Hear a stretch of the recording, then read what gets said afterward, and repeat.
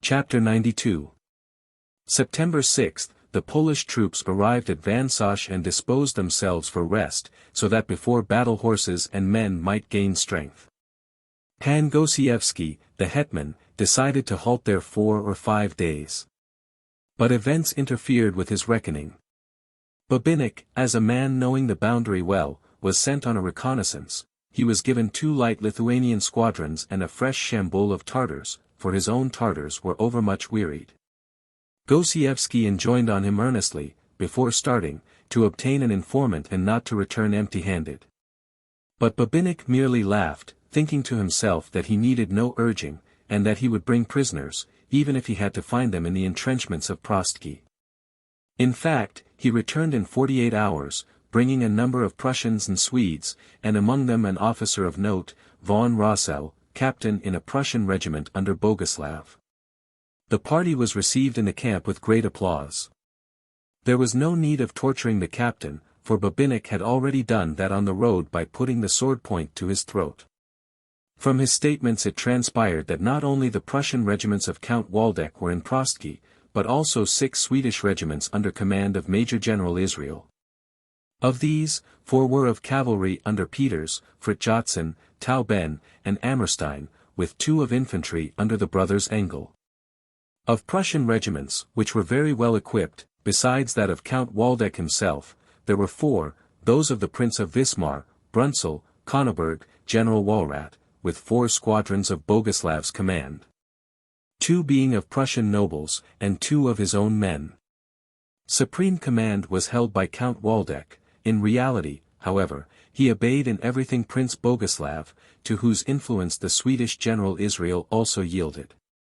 But the most important intelligence given by Rossel was this, that 2,000 chosen infantry of Pomerania were hastening from Elko to reinforce Prostki. But Count Waldeck, fearing lest these men might be taken by the horde, wished to leave the fortified camp, join the Pomeranians, and then make entrenchments a second time. Boguslav, according to Rossel, was so far rather strongly opposed to leaving Prostki, and only during the last days began to incline toward this action. Gosiewski on hearing this news was greatly rejoiced, for he was certain that victory would not miss him. The enemy might defend themselves for a long time in the entrenchments, but neither the Swedish nor the Prussian cavalry could resist the Poles in the open field. Prince Boguslav seemed to understand this fact as well as Gosiewski, and for this special reason he did not much approve Waldeck's plans. But he was too vain not to yield before even the reproach of excessive caution. Besides, he was not distinguished for patience. It might be reckoned almost with certainty that he would grow weary of waiting in trenches, and would seek fame and victory in the open field. Gosiewski had simply to hasten his advance on the enemy at the moment when they were leaving the entrenchments. So thought he, so thought other colonels, such as Hassan Bey, who led the horde, Voinilovich, who led the king's regiment. Korsak, a light horse colonel, Volodyovski, Kotvich, and Billeviches. All agreed on one point, that it was necessary to give up further rest, and march in the night, that is, in a few hours. Meanwhile Korsak sent his banneret, Byagansky, to Prostki to inform the advancing army every hour of what was taking place in the camp. Volodyovski and Billeviches took Rossel to their quarters to learn something more of Boguslav. The captain was greatly alarmed at first, for he felt still at his throat Kmita's saber point, but wine soon loosened his tongue. Since he had served once in the Commonwealth in a foreign command, he had learned Polish. Therefore he was able to answer the questions of the little knight, who did not know German. "Have you been long in the service of Prince Boguslav?" asked Volodyovski.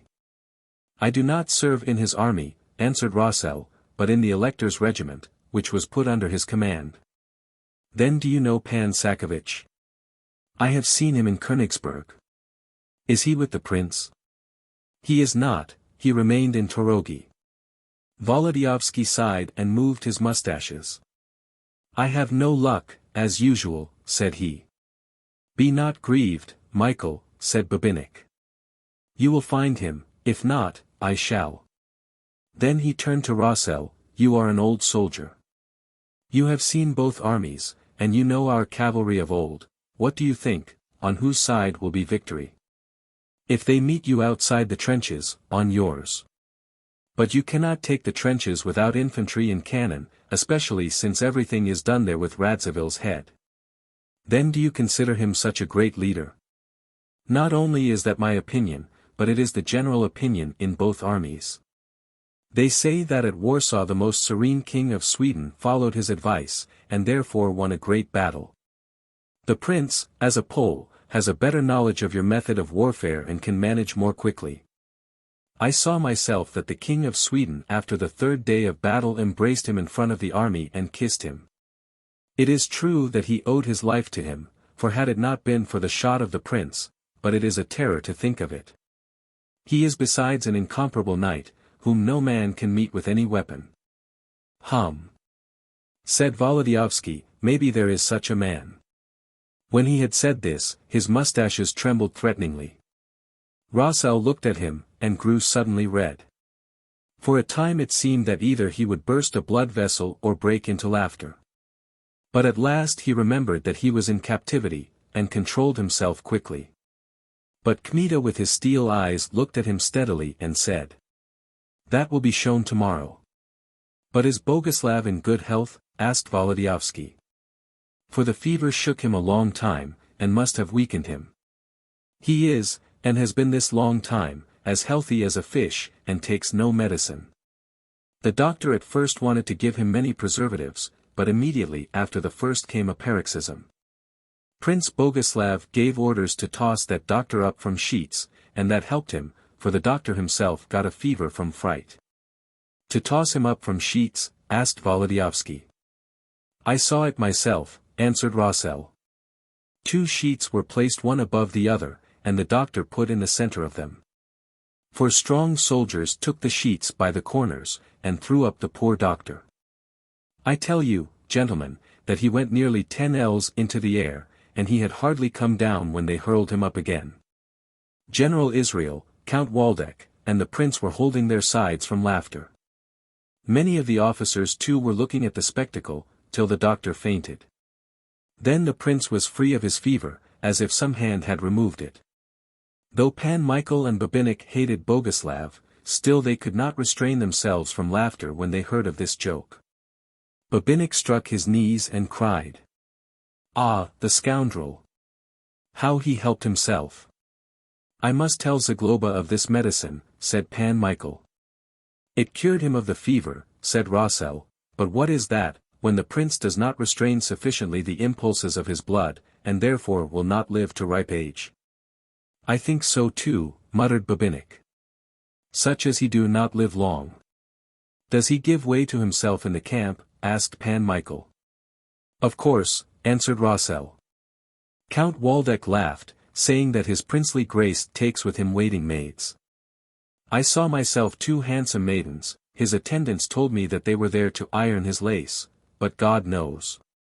Babinich, when he heard this, grew red and pale, then he sprang up, and seizing Rossel by the arm began to shake him violently.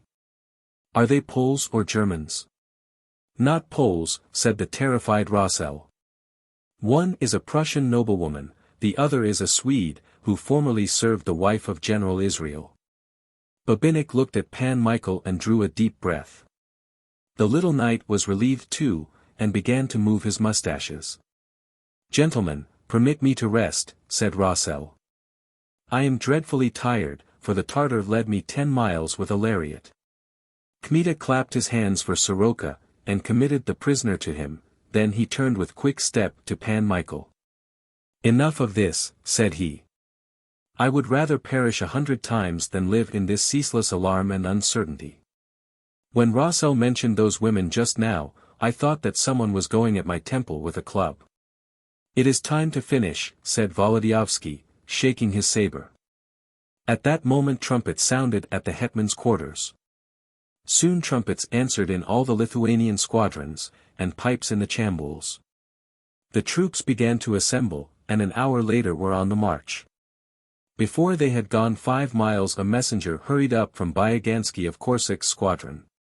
With intelligence for the hetman that a number of troopers had been seized from a considerable body occupied in collecting on that side of the river all the wagons and horses of the peasants. Interrogated on the spot, they acknowledged that the tabor of the whole army was to leave Prostki about 8 o'clock in the morning, and that commands were issued already. "Let us praise God and urge on our horses," said Gosiewski. "Before evening that army will be no longer in existence." He sent the horde neck and head to push with utmost endeavor between Waldeck's troops and the Pomeranian infantry hastening to aid them.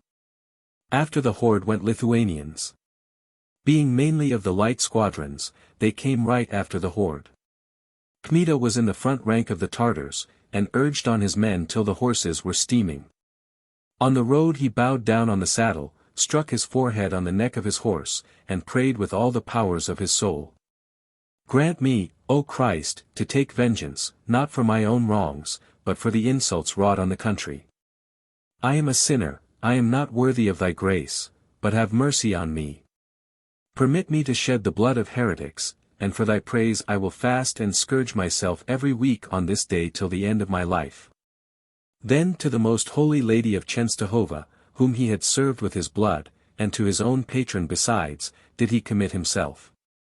And strong with such protection, he felt straightway that an immense hope was entering his soul, that an uncommon power was penetrating his limbs, a power before which everything must fall in the dust. It seemed to him that wings were growing from his shoulders, joy embraced him like a whirlwind, and he flew in front of his Tartars, so that sparks were scattered from under the hoofs of his steed. Thousands of wild warriors bent forward to the necks of their ponies, and shot along after him. A river of pointed caps rose and fell with the rush of the horses, bows rattled behind the men's shoulders. In front went the sound from the tramp of iron hoofs, from behind flew the roar of the oncoming squadrons, like the deep roar of a great swollen river. And thus they flew on in the rich starry night which covered the roads and the fields. They were like a mighty flock of ravening birds which had smelled blood in the distance. Fields, oak groves, meadows, sped past, till at last the waning moon became pale and inclined in the west. Then they reined in their beasts, and halted for final refreshment. It was not farther now than 2 miles from Prostki. The Tartars fed their horses with barley from their hands, so that the beasts might gain strength before battle. But Kmita sat on a fresh pony and rode farther to look at the camp of the enemy. After half an hour's ride he found in the willows the light horse party which Corsic had sent to reconnoiter. "Well," asked Kmita, "what is to be heard?" "They are not sleeping, they are bustling like bees in a hive," answered the banneret. "They would have started already, but have not wagons sufficient." "Can the camp be seen from some point near at hand?" "It can from that height which is covered with bushes. The camp lies over there in the valley of the river." "Does your grace wish to see it?" "Lead on." The banneret put spurs to his horse, and they rode to the height. Day was already in the sky, and the air was filled with a golden light, but along the river on the opposite low bank there lay still a dense fog. Hidden in the bushes, they looked at that fog growing thinner and thinner. At last about 2 furlongs distant a square earthwork was laid bare. Kmita's glance was fixed on it with eagerness, but at the first moment he saw only the misty outlines of tents and wagons standing in the center along the entrenchments. The blaze of fires was not visible, he saw only smoke rising in lofty curls to the sky in sign of fine weather. But as the fog vanished Pan Andrei could distinguish through his field-glass blue Swedish and yellow Prussian banners planted on the entrenchments, then masses of soldiers, cannon, and horses. Around there was silence, broken only by the rustle of bushes moved by the breeze, and the glad morning twitter of birds, but from the camp came a deep sound. Evidently no one was sleeping, and they were preparing to march, for in the center of the entrenchment was an unusual stir. Whole regiments were moving from place to place, some went out in front of the entrenchments. Around the wagons there was a tremendous bustle. Cannon also were drawn from the trenches. "It cannot be but they are preparing to march," said Kmita. All the prisoners said, "They wish to make a junction with the infantry. And besides they do not think that the hetman can come up before evening, and even if he were to come up, they prefer a battle in the open field to yielding that infantry to the knife. About 2 hours will pass before they move, and at the end of 2 hours the hetman will be here. Praise be to God, said the banneret. Send to tell our men not to feed too long. According to order.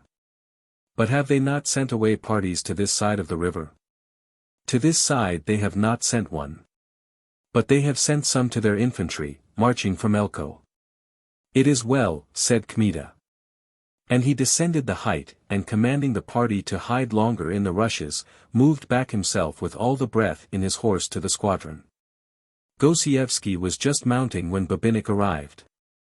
The young knight told quickly what he had seen and what the position was. The hetman listened with great satisfaction, and urged forward the squadrons without delay.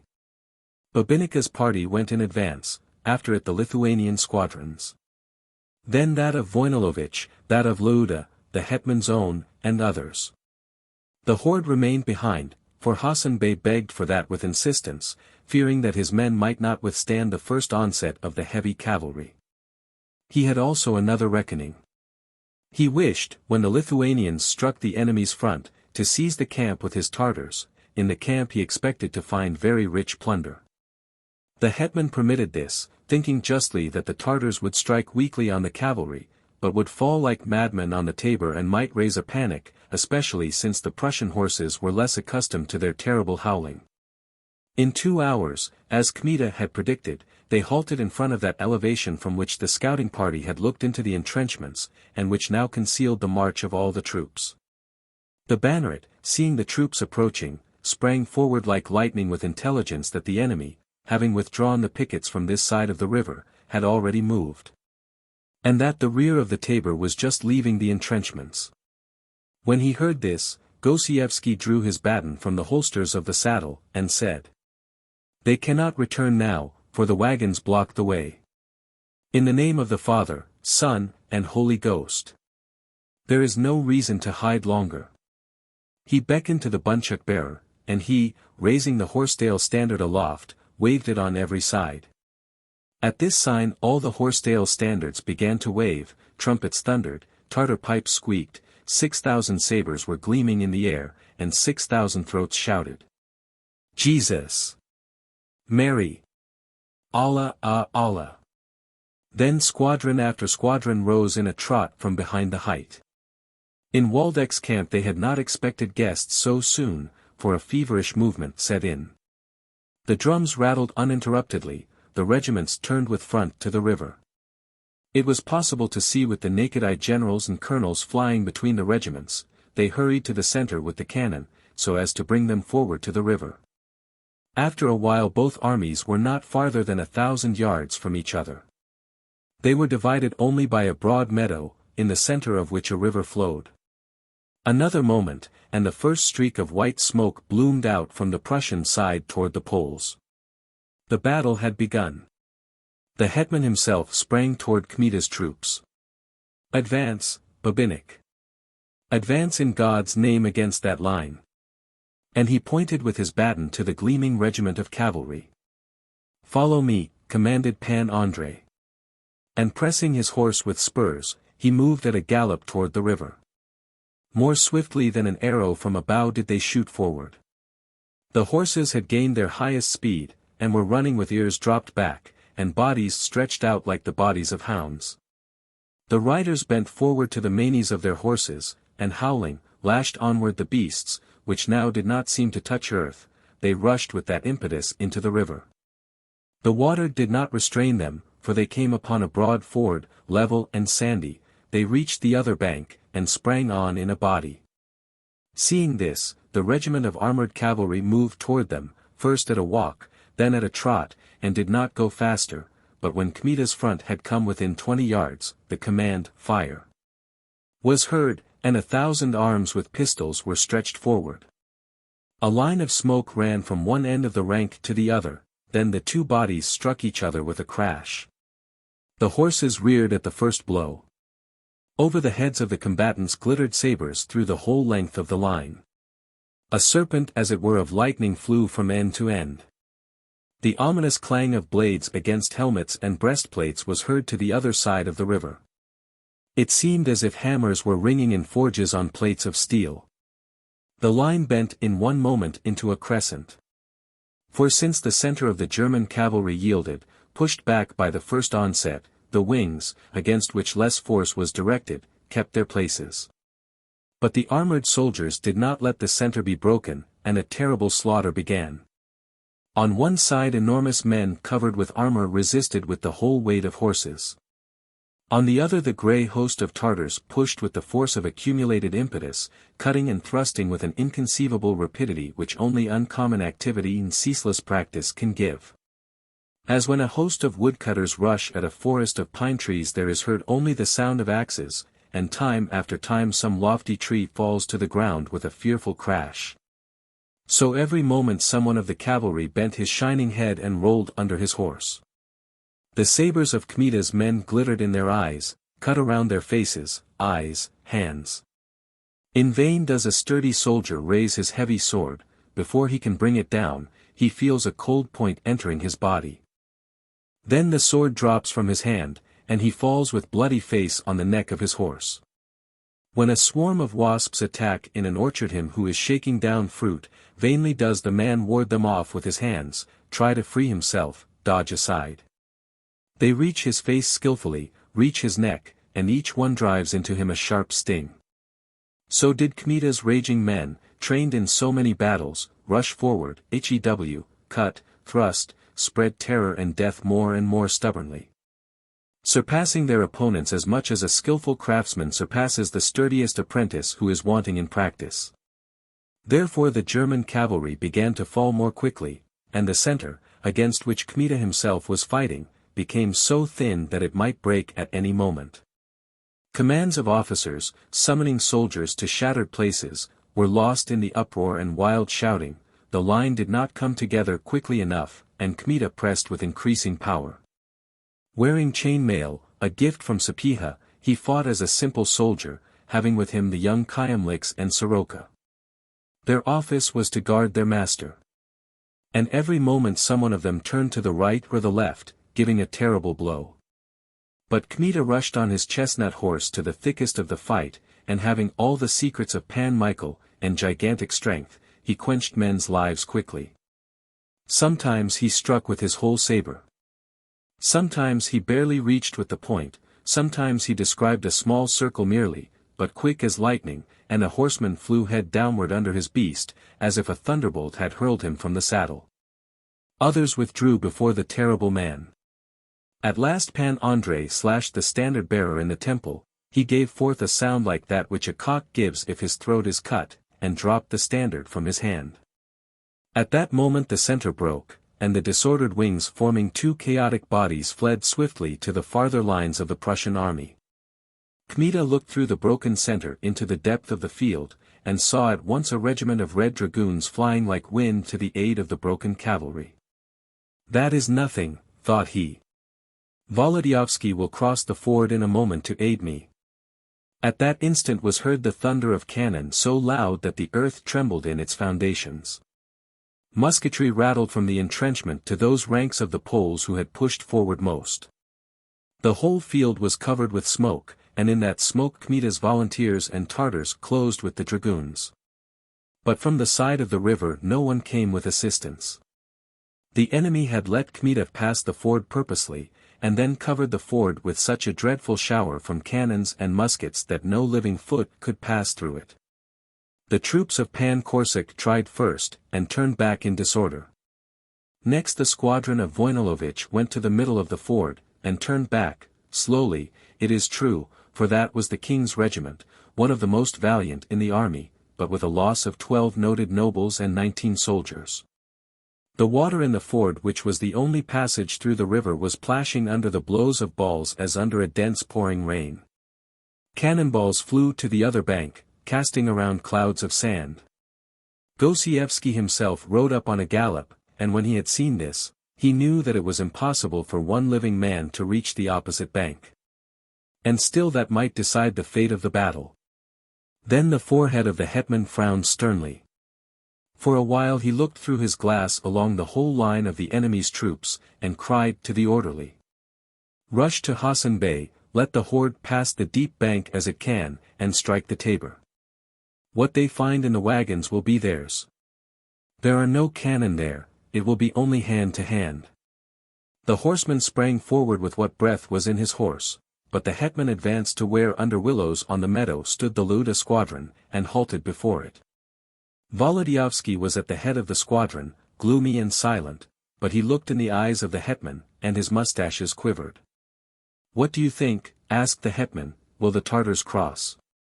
"The Tartars will cross, but Kmita will perish," answered the little knight. "As God lives," cried the hetman, suddenly, "this Kmita, if he had a head on his shoulders, might win the battle, not perish." Volodyovski said nothing.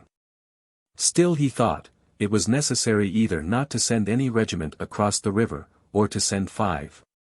The hetman looked a while yet through his glass at the distant confusion which Kmita was making beyond the river. But the little knight, not being able to endure any longer, drew near him, and holding his saber point upward, said, "Your worthiness, if there were an order, I would try the ford again." "Stop," said Gosiewski, rather sharply. "It is enough that those will perish." "They are perishing already," replied Volodyovski. And in truth the uproar was becoming more definite and greater every moment. Evidently Kmita was retreating to the river. "As God lives, I wanted that," cried the hetman, suddenly, and he sprang like a thunderbolt to Voinilovich's squadron. In fact, Kmita was retreating. After they had met the Red Dragoons, his men fought with their last strength. But the breath was already failing in their breasts, their wearied hands were drooping, and bodies were falling faster and faster. Only hope that aid might come any moment from beyond the river kept courage in them yet. Half an hour more passed, and the cry of "Strike" was heard no longer, but to the aid of the Red Dragoons sprang Boguslav's regiment of heavy cavalry. "Death is coming," thought Kmita, seeing them approaching from the flank. But he was a soldier who never had a doubt, for a moment, not only of his life, but of victory. Long and hazardous practice had given him also great knowledge of war. Therefore lightning at dusk does not flash and then die out so quickly as the following thought flashed to the head of Pan Andrei. Evidently the Poles could not cross the ford to the enemy, and since they could not, he would lead the enemy to them. Boguslav's regiment was coming on at full sweep, and not more than 100 yards distant. In a moment they could strike and scatter his Tartars. Pan Andrei raised the pipe to his mouth, and whistled so shrilly that the nearest dragoon horses rose on their haunches. That instant other pipes of the Tartar leaders repeated the whistle. And not so swiftly does the whirlwind twist the sand as that Shambul turned its horses in flight. The remnant of the mailed cavalry, the Red Dragoons, and Boguslav's regiment sprang after them with all speed. The shouts of the officers, "Naprozad, forward," and "God Mituns, God with us," rang like a storm, and a marvelous sight was seen then. Over the broad meadow rushed the disordered and confused Shambul of Tartars, straight to the ford, which was rained on with bullets and balls, and they tore onward, as if carried with wings. Every Tartar lay on the horse, flattened himself, hit himself in the mane and the neck, in such fashion that had it not been for the cloud of arrows flying back toward the cavalry, it might be said that the horses were rushing on riderless. After them, with roaring, shouting, and trampling, followed gigantic men, with upraised swords gleaming in their right hands. The ford was nearer and nearer. There was half a furlong left yet, and evidently the Tartar horses were using their last strength, for the distance between them and the cavalry was quickly decreasing. A few moments later the front ranks of the pursuers began to cut with their swords the Tartars closing the rear. The ford was right there, it seemed that in a few springs the horses would be in it. Suddenly something wonderful happened. Behold, when the Shambul had run to the ford, a shrill whistle of pipes was heard again on the wings, and the whole body, instead of rushing into the river to seek safety on the other bank, opened in two. And with the speed of swallows sprang to the right and left, with and against the flow of the river. But the heavy regiments, rushing right on their shoulders with the highest horse speed, raced into the ford with the same force, and only when in the water did the horsemen begin to hold in their furious beasts. The cannon, which up to that moment had been showering a rain of iron on the gravel, were silent in a second. The gunners had to spare their own army. But Gosiewski was waiting for precisely that instant as for salvation. The cavalry were hardly in the water when the terrible royal squadron of Wojnalowicz rushed at it like a hurricane, then the Leuda, the Corsic, the 2 squadrons of the hetman, and the volunteer squadron. After that, the armored squadron of Prince Michael Radziwill. A terrible shout, kill, slay, thundered in the air. And before the Prussian regiments could halt, concentrate, use their swords, the Wojnalowicz squadron had scattered them as a whirl of air scatters leaves. They crushed the Red Dragoons, pushed back Boguslav's regiment, cut it in two, and drove it over the field toward the main army of Prussia. In one moment the river was red with blood. The cannon began to play again. But too late, for 8 squadrons of Lithuanian cavalry were sweeping with thunder and roar over the meadow, and the whole battle was transferred to the other side of the river. The hetman was flying with one of his own squadrons, his face radiant with joy, and with fire in his eyes, for once he had the cavalry beyond the river, he was certain of victory. The squadrons, emulating one another in slashing and thrusting, drove before them the remnant of the dragoons and the cavalry, which fell in a dense body. For the heavy horses were not able to flee swiftly, and merely covered the pursuers against missiles from the front. Meanwhile Waldeck, Boguslav, Radziwill, and Israel sent forward all their cavalry to restrain the onset, and hastened themselves to put the infantry in line. Regiment after regiment ran out of the tabor, and took their places on the plain. They thrust the butts of their heavy spears into the earth, with the heads pointing forward, inclined like a fence to the enemy. In the next rank musketeers stretched forward the barrels of their muskets. Between the quadrangles of regiments they placed cannon in hot haste. Neither Boguslav nor Waldeck or Israel flattered themselves that their cavalry could restrain that of the Poles very long, and their whole hope was in the artillery and the infantry. Meanwhile in front of the infantry the mounted regiments struck breast against breast. But that happened which the Prussian leaders foresaw. The pressure of the Lithuanian cavalry was so terrible that their opponents could not restrain them for one moment, and the first hussar regiments split them as a wedge splits wood, and went without breaking a lance through the dense mass. As a ship driven by strong wind goes through waves. The streamers were visible nearer and nearer, at times the heads of the hussar horses rose above the throng of the Prussians. "On your guard," cried the officers, standing in the quadrangle of infantry. At this word the Prussian soldiers braced themselves more firmly on their feet, and strained their arms holding the spears. And all hearts were beating violently, for the terrible hussars had come wholly in sight, and were bearing down straightway against them. "Fire," was the word of command. Muskets rattled in the second and third ranks of the quadrangle. Smoke covered the men. A moment later the roar of the coming squadron was nearer. "They are right there." All at once, amid the smoke, the first rank of infantry see there above them, almost over their heads, thousands of horses' hoofs, wide nostrils, inflamed eyes, a crash of broken spears is heard, a fearful shout rends the air. Polish voices shouting, "Slay," and German voices, "Gott erbarm dich meiner, God have mercy on me." That regiment is broken, crushed, but in the spaces between other regiments cannon begin to play. Other squadrons come up. Each one strikes after a moment on a forest of lances, but perhaps not every one will break the forest which it strikes, for none has such terrible force as Wojnalowicz's squadron. Shouting increases on the whole field of battle. Nothing can be seen, but from the mass of combatants groups of yellow infantry escape in disorder, fleeing from some regiment which evidently was also beaten.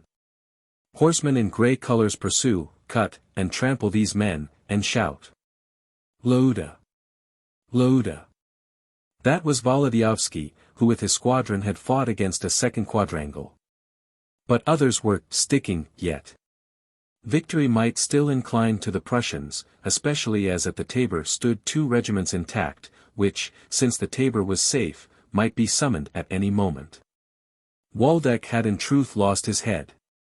Israel was not present, for he had been sent with the cavalry, but Boguslav was watching and managing everything.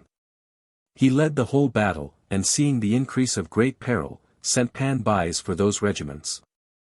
Bais urged on his horse, and half an hour later returned bareheaded, with terror and despair in his face. "The horde is in the Tabor," shouted he, hurrying up to Boguslav. At that moment unearthly howling was heard on the right wing. This howling came nearer and nearer. Suddenly appeared crowds of Swedish horsemen approaching in terrible panic, after them were fleeing weaponless, bareheaded infantry. After the infantry, in confusion and disorder, came wagons drawn by wild and terrified horses. All this mass was rushing at random from the Tabor toward the infantry in the meadow. In a moment they fell on the infantry, put them into disorder, scattered them, especially when in front they were pressed by Lithuanian cavalry. "Hassan Bey has reached the Tabor," cried Gosiewski, with ecstasy. And he let out his last 2 squadrons like falcons from their rest. At the same moment that these 2 squadrons strike the infantry in front, their own wagons rush against them on the flank. The last quadrangles burst as if under the stroke of a hammer. Of the whole brilliant Swedish-Prussian army there is formed one gigantic mass, in which the cavalry are mingled with the infantry. Men are overturning, trampling, and suffocating one another, they throw off their clothing, cast away their arms. The cavalry press them, cut them, crush them, mash them. It is no longer a battle lost. It is a ruin, one of the most ghastly of the war. Boguslav, seeing that all was lost, resolved to save at least himself and some of the cavalry. With superhuman exertion he collected a few hundred horsemen, and was fleeing along the left wing in the direction of the river's course. He had already escaped from the main whirl, when Prince Michael Radziwill, leading his own hussars, struck him on the flank and scattered his whole detachment at a blow. After this Boguslav's men fled singly or in small groups. They could be saved only by the speed of their horses. In fact, the hussars did not pursue, but struck on the main body of infantry, which all the other squadrons were cutting to pieces. The broken detachment fled over the field like a scattered herd of deer. Boguslav, on Kmita's black steed, is rushing like the wind, striving in vain by cries to gather around him even a few tens of men. No one obeys him. Each man flees on his own account, glad that he has escaped from the disaster, and that he has no enemy in front of him. But rejoicing was vain. They had not gone 1,000 yards when howling was heard in front, and a grey host of Tartars sprang forth from the river, near which they had been lurking till then. This was Kmita with his men. Leaving the field, after he had brought the enemy to the ford, he turned so as to cut off retreat to the fugitives. The Tartars, seeing the cavalry scattered themselves in a moment to catch them more easily, and a murderous pursuit began. 2 or 3 Tartars cut off one trooper, and he rarely defended himself. More frequently he seized his rapier by the point, and extended the hilt to the Tartars, calling for mercy. But the Tartars, knowing that they could not lead these prisoners home, took only officers who could give ransom. The common soldiers received a knife in the throat, and died, unable to say even God. Those who fled to the last were stabbed in the back and shoulders, those under whom the horses did not fall were caught with lariats. Kmita rushed for a time over the field, hurling down horsemen and seeking Boguslav with his eyes. At last he beheld him, and knew him at once by the horse, by the blue ribbon, and the hat with black ostrich feathers. A cloud of white steam surrounded the prince, for just the moment before 2 Nogais had attacked him. One he killed with a pistol shot, and the other he thrust through with a rapier. Then seeing a larger party rushing from one side, and Kmita from the other, he pressed his horse with spurs, and shot on like a hunted deer followed by hounds. More than 50 men rushed in a body after him. But not all the horses ran equally, so that soon the 50 formed a long serpent, the head of which was Boguslav and the neck Kmita. The prince bent forward in his saddle. The black horse appeared not to touch the earth with his feet, but was black over the green grass, like a swallow sweeping close to the ground. The chestnut stretched his neck like a crane, put back his ears, and seemed as if trying to spring from his skin. Single willows, clumps of them, groups of alder, shot past. The Tartars were behind, a furlong, 2, 3 furlongs, but they ran and ran. Kmita threw his pistols from the holsters to lighten the horse's burden. With eyes fastened on Boguslav, with fixed lips, he almost lay on the neck of the horse, pricked his foaming sides with spurs, till soon the foam falling to the earth became rose-colored. But the distance between him and the prince not only did not decrease a single inch, but began to increase. Woe, thought Pan Andrei, no horse on earth can overtake that one. And when after a few springs the distance increased still more, he straightened himself in the saddle, let the sword drop on its pendant, and putting his hands around his mouth, shouted in a trumpet-like voice, "Flee, traitor, flee before Kmita. I will get you, if not today, tomorrow." These words had barely sounded in the air, when on a sudden the prince, who heard them, looked around, and seeing that Kmita alone was pursuing, instead of fleeing farther described a circle, and with rapier in hand rushed upon him. Pan Andrei gave forth a terrible cry of joy, and without lessening speed raised his saber for a blow. "Corpse! Corpse!" shouted the prince, and wishing to strike the more surely, he restrained his horse. Kmita, when he had come up, held in his own beast till his hoofs sank in the earth, and rapier met saber. They closed in such fashion that the two horses formed almost one body. A terrible sound of steel was heard, quick as thought. No eye could catch the lightning-like movement of rapier and saber, nor distinguish the prince from Kmita. At times Boguslav's hat appeared black, at times Kmita's steel morion gleamed. The horses whirled around each other. The swords clinked more and more terribly. Boguslav, after a few strokes, ceased to despise his opponent. All the terrible thrusts which he had learned from French masters were parried. Sweat was now flowing freely from his face with the rouge and white, he felt weariness in his right arm already. Wonder seized him, then impatience, then rage. Therefore he determined to finish, and he thrust so terribly that the hat fell from his head. Kmita warded with such force that the prince's rapier flew to the side of the horse. And before Boguslav could defend himself again, Kmita cut him with the very end of the saber in the forehead. "Christ!" cried the prince in German, rolling to the earth. He fell on his back. Pan Andrei was as if stunned for the moment, but recovered quickly. He dropped his saber on its pendant, made the sign of the cross, sprang from his horse, and seizing the hilt, again approached the prince. He was terrible. For pale as a sheet from emotion, his lips were pressed, and inexorable hatred was in his face. Behold his mortal enemy, and such a powerful one, lying now at his feet in blood, still alive and conscious, but conquered, and not with foreign weapons nor with foreign aid. Boguslav looked at him with widely opened eyes, watching carefully every move of the victor, and when Kmita stood there above him, he cried quickly, "Do not kill me! Ransom!" Kmita, instead of answering, stood with his foot on Boguslav's breast, and pressed with all his power. Then he placed the point of his saber on the prince's throat so that the skin yielded under the point, he only needed to move his hand, to press more firmly. But he did not kill him at once.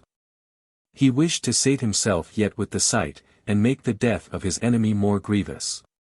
He transfixed Boguslav's eyes with his own eyes, and stood above him, as a lion stands above an overthrown buffalo. The prince, from whose forehead blood was flowing more and more copiously, so that the whole upper part of his head was as if in a pool, spoke again, but now with a greatly stifled voice. For the foot of Pan Andrei was crushing his breast. "The maiden, listen." Barely had Pan Andrei heard these words when he took his foot from Boguslav's breast, and raised his sword. "Speak," said he. But Boguslav only breathed deeply for a time, at last, with a voice now stronger, he said, "The maiden will die, if you kill me. The orders are given." "What have you done with her?" asked Kmita. "Spare me, and I will give her to you. I swear on the gospel." Pan Andrei struck his forehead with his fist. It was to be seen for a time that he was struggling with himself and with his thoughts, then he said, "Hear me, traitor. I would give 100 such degenerate ruffians for one hair of hers. But I do not believe you, you oath-breaker. On the gospel, repeated the prince. I will give you a safe conduct and an order in writing. Let it be so. I will give you your life, but I will not let you out of my hands. You will give me the letter, but meanwhile I will give you to the Tartars, with whom you will be in captivity. Agreed, answered Boguslav. Remember, said Pan Andrei, your princely rank did not preserve you from my hand, nor your army, nor your fencing. And be assured that as many times as you cross my path, or do not keep word, nothing will save you, even though you were made Emperor of Germany. Recognize me. Once I had you in my hands, now you are lying under my feet. Consciousness is leaving me, said the prince. Pan Kmita, there must be water nearby. Give me to drink, and wash my wound. Die, parricide, answered Kmita. But the prince, secure of life, recovered all his self-command, and said. You are foolish, Pan Kmita. If I die, she too. Here his lips grew pale. Kmita ran to see if there was not some ditch near at hand, or even some pool. The prince fainted, but for a short time. He revived, happily for himself, when the first Tartar, Selim, son of Gotsi Aga, the banneret among Kmita's Tartars, was coming up, and seeing the enemy weltering in blood, determined to pin him to the earth with the spear point of the banner. The prince in that terrible moment still had strength sufficient to seize the point, which, being loosely fastened, fell from the staff. The sound of that short struggle brought back Pan Andrei. Stop! Son of a dog! Cried he, running from a distance. The Tartar, at the sound of the familiar voice, pushed up to his horse with fear. Kmita commanded him to go for water, and remained himself with the prince. For from afar were to be seen approaching at a gallop the Kyemliches, Soroka, and the whole Shambul, who, after they had caught all the horsemen, came to seek their leader. Seeing Pan Andrei, the faithful Nogais threw up their caps with loud shouts. Akba Ulan sprang from his horse and began to bow to him, touching with his hand his forehead, his mouth, and his breast. Others smacking their lips, in Tartar fashion, looked with greediness into the eyes of the conquered. Some rushed to seize the two horses, the chestnut and the black, which were running at a distance each with flying mane. Akba Ulan, said Kmita, this is the leader of the army which we conquered this morning, Prince Boguslav Radziwill. I give him to you, and do you keep him, for dead or alive they will pay you for him liberally. Now take care of him. Put on him a lariat, and lead him to camp. Allah! Allah! We thank the leader. We thank the conqueror, cried all the Tartars in one voice, and again was heard the smacking of 1,000 lips. Kmita mounted and went with a part of the Tartars to the field of battle. From a distance he saw the standard-bearers with their standards, but of the squadrons there were only a few men present, the rest had gone in pursuit of the enemy. Crowds of camp servants were busy on the battlefield, plundering the corpses and fighting here and there with the Tartars, who were plundering also. The latter looked specially terrible, with knives in their hands, and with arms stained to the elbows. You would have said that a flock of crows had dropped from the clouds to the battle plain. Their wild laughter and shouts were heard over the whole meadow. Some holding in their lips knives still steaming drew with both hands dead men by the feet, others in sport threw at one another severed heads.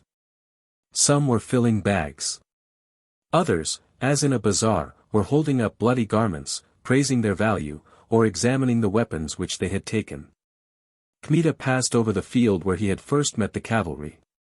Bodies of men and horses, cut with swords, lay scattered there, but where squadrons had cut infantry, there were whole piles of corpses, and pools of stiffened blood plashed underfoot like muddy water in a swamp. It was difficult to advance through the fragments of broken lances, muskets, corpses, overturned wagons, and troops of Tartars pushing around. Gosievsky was still on the entrenchment of the fortified camp, and with him were Prince Michael Radziwill, Voynilovich, Volodyovsky, Korsak, and a number of men. From this height they took in with their eyes the field far away to its uttermost edges, and were able to estimate the whole extent of the victory and the enemy's defeat. Kmita, on beholding these gentlemen, hastened his pace. And Gosiewski, since he was not only a fortunate warrior but an honorable man without a shadow of envy in his heart, had barely seen Pan Andrei, when he cried, "Here comes the real victor. He is the cause of winning the day. I first declare this in public. Gracious gentlemen, thank Pan Babinich, for had it not been for him we could not have crossed the river." "Vivat Babinich," cried a number of voices. "Vivat, vivat. Where did you learn war, O soldier," cried the hetman, with enthusiasm, "that you know what to do in a moment?" Kmita did not answer, for he was too tired. He merely bowed on every side, and passed his hand over his face, soiled with sweat and with powder smoke. His eyes gleamed with an uncommon light, and still the vivats sounded incessantly. Division after division returned from the field on foaming horses, and those who came joined their voices from full breasts in honor of Babinich.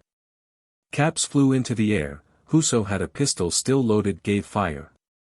Suddenly Kmita stood in the saddle, and raising both hands high, shouted, "Vivat Yen Casimir, our Lord and gracious Father!" Here there was such a shout as if a new battle had begun. Unspeakable enthusiasm seized all. Prince Michael ungirded his saber, which had a hilt set with diamonds, and gave it to Kmita. The hetman threw his own costly cloak on the shoulders of the hero, who again raised his hands. "Vivat our hetman, victorious leader!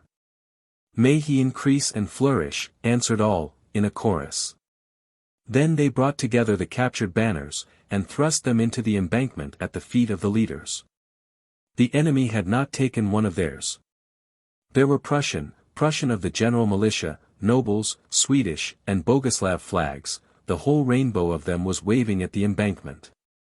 "One of the greatest victories of this war," cried the hetman. "Israel and Waldeck are in captivity, the colonels have fallen or are in captivity, the army is cut to pieces." Here he turned to Kmita. "Pan Babinich, you were on that side, you must have met Boguslav, what has happened to him?" Here Pan Michael looked diligently into Kmita's eyes, but Kmita said quickly, "God has punished Boguslav with this hand." Then he stretched forth his right hand, but at that moment the little knight threw himself into his arms. "Jędrek," cried he, "I am not envious. May God bless you." "You formed my hand," answered Pan Andrei, with effusion. But a further expression of brotherly feeling was stopped by Pan Michael Radziwill. "Is my cousin killed?" asked he, quickly. "Not killed," answered Kmita, "for I granted him life, but he is wounded and captive, and over there my Nogais are bringing him." At these words astonishment was depicted on Volodyovski's face, and the eyes of the knight were turned to the plain, on which appeared a party of some tens of Tartars approaching slowly. At last, when they had passed a group of broken wagons, they came within some tens of yards of the entrenchment. The hetman and the officers saw that the Tartar riding in advance was leading a prisoner. All recognized Boguslav, but in what a change of fortune. He, one of the most powerful lords in the Commonwealth, he, who even yesterday was dreaming of independent rule. He, a prince of the German Empire, was walking now with a lariat around his neck, at the side of a Tartar horse, without a hat, with bloody head bound in a filthy rag. But such was the venom in the hearts of the knights against this magnate that his terrible humiliation did not excite the pity of any, and nearly all mouths shouted at the same moment, "Death to the traitor! Bear him apart on sabres! Death, death!" Prince Michael covered his eyes with his hand, for still that was a Radziwill led with such humiliation. Suddenly he grew red and shouted, "Gracious gentlemen! That is my cousin, that is my blood, and I have spared neither life nor property for the country. He is my enemy who will raise a hand against that ill-fated man." The knights were silent at once. Prince Michael was universally beloved for his bravery, liberality, and devotion to the country. Even when all Lithuania fell into the hands of the Northerners, he alone defended himself in Nyesvyej, and in the time of the Swedish wars he contemned the persuasions of Prince Yanush, and was one of the first to join the Confederacy of Tishovtsi. His voice therefore found hearing at once. Finally, it may be that no one wished to oppose so powerful a man. It is enough that the sabres were placed at once in the scabbards, and even some officers, clients of the Radzivills, exclaimed, "Take him from the Tartars. Let the Commonwealth judge him, but let not honorable blood be insulted by pagans." "Take him from the Tartars," repeated the prince, "we will find surety, and he will pay the ransom himself. Pan Voinilovich, move your men and let them take him by force, if it is impossible otherwise." "I offer myself as a surety to the Tartars," said Pan Noinsky. Then Volodyovsky pushed up to Kmita and said, "Jędrek, what have you done? He will go safely out of this trouble." Kmita sprang forward like a wounded wildcat. "With the permission of your highness," cried he. "This is my prisoner.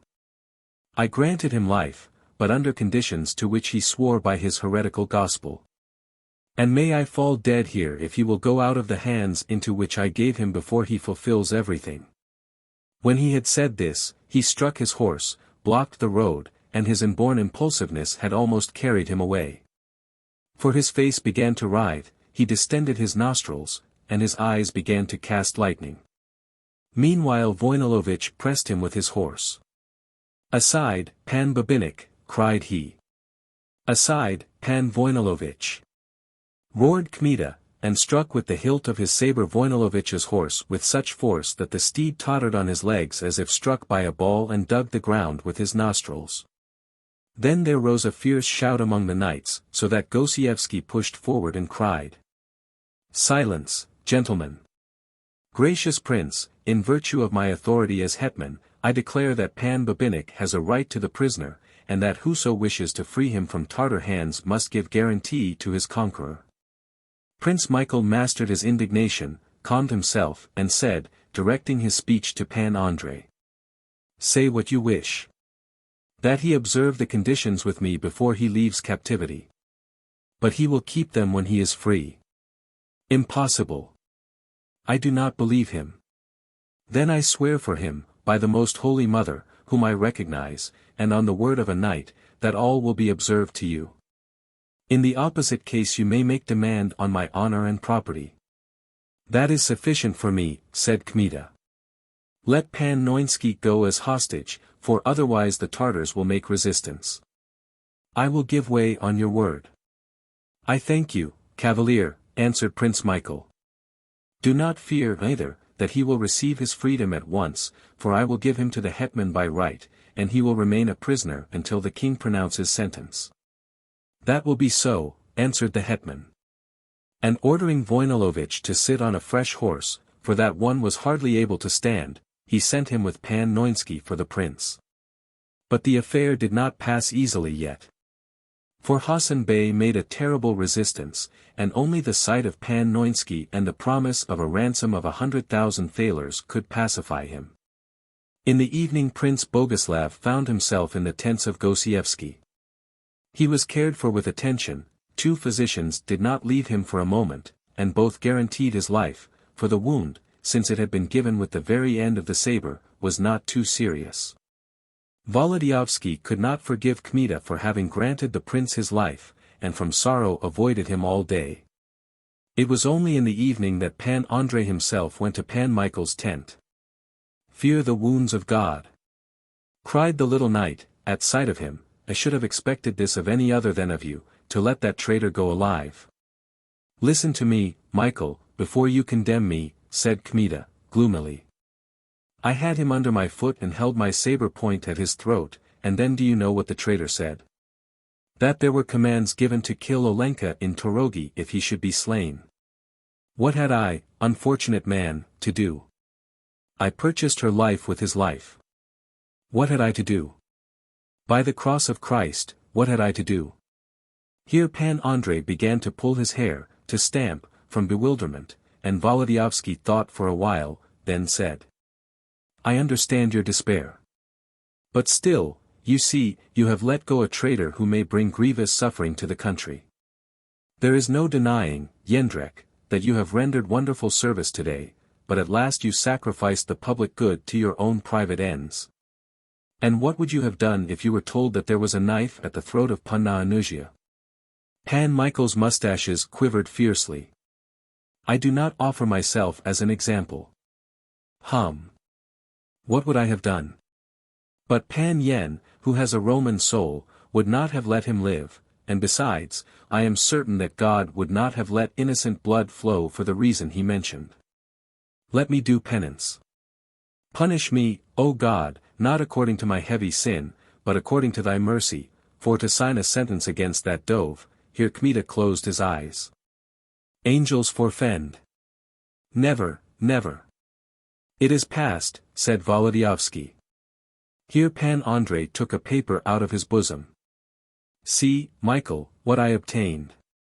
This is a command to Sakovich, to all the officers of Radziwill, and to the Swedish commandants. We forced him to write it, though he could barely move his hand. Prince Michael himself saw to that. This is freedom for her, safety for her. I will lie in the form of a cross every day for a year, I will have myself scourged, I will build a church, but I will not sacrifice her life. I have not a Roman soul. Well, I am not a Cato like Pan Yen, true. But I will not sacrifice her. No, by 100 thunders, I will not, even if at last I am roasted in hell on a spit. Kmita did not finish, for Pan Michael sprang up to him and stopped his mouth with his hand, crying in a terrified voice. Do not blaspheme.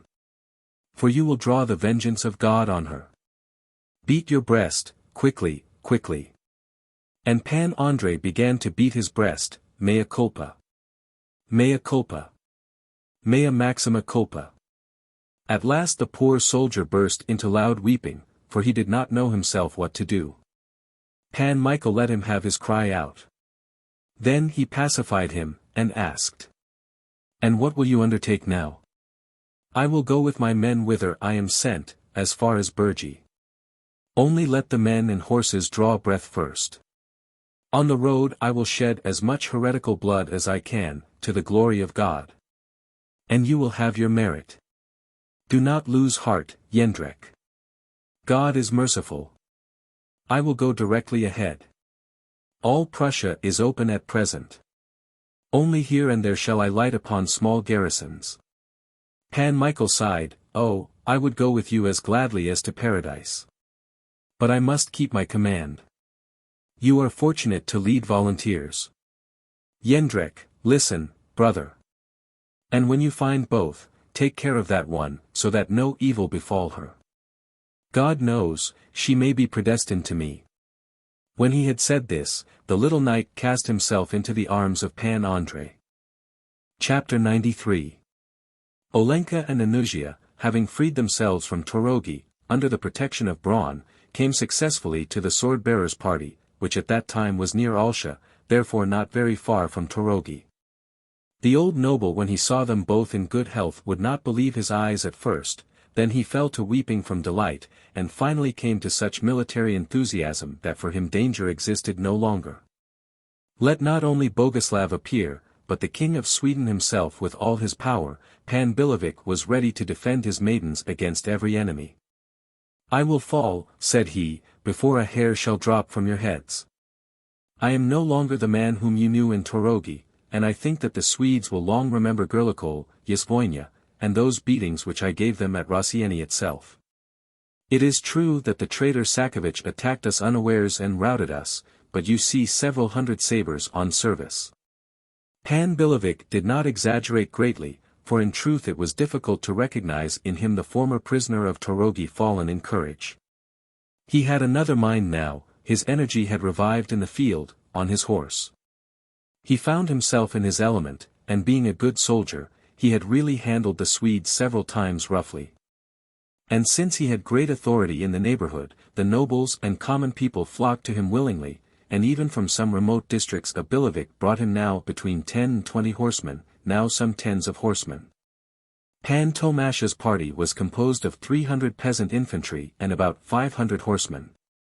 It was rare that any man in the infantry had a gun, the greater number were armed with scythes and forks. The cavalry was a collection of the wealthier nobles, who betook themselves to the forest with their attendants, and of the poorer nobles from villages. Their arms were better than those of the infantry, but greatly varied. Hop poles served as lances for many, some carried rich family weapons, but frequently of a past age. The horses, of various breeds and quality, were not fitted for one rank. With such troops the sword-bearer could block the road to Swedish patrols, he might cut off even detachments of cavalry, he might clear forests and villages of plunderers, whose numerous bands, composed of Swedish fugitives, Prussian and local ruffians, were busied with robbery. But he could not attack any town. The Swedes had grown wiser. Immediately after the outbreak of the rebellion those who were scattered in quarters in the villages were cut down throughout Chmud and Lithuania. But now those who had survived remained mostly in fortified towns, which they left only for short expeditions. Therefore the fields, forests, hamlets, and smaller towns were in Polish hands. But the larger towns were held by Swedes, and there was no power to dislodge them. The sword-bearer's party was one of the best, others could effect still less than he. On the boundary of Livonia the insurgents had grown so bold, it is true, that they besieged Burgi twice, and at the second attack it was forced to surrender. But that temporary preponderance came from this, that Pontus de la Gardie had assembled to the defense of Riga against the forces of the Tsar all the troops from the neighboring districts of Livonia. His brilliant victories, rarely equaled in history, caused the belief, however, that war in that quarter would soon be at an end, and that he would bring to Chmud new Swedish troops intoxicated with triumphs. Still there was safety enough in the forests at that time, and numerous parties of insurgents capable of undertaking little alone might still be certain that the enemy would not seek them in deep wildernesses. Therefore Pan Billevich rejected the thought of hiding in Billeviche, for the road to it was very long, and on the way were many considerable places with large garrisons.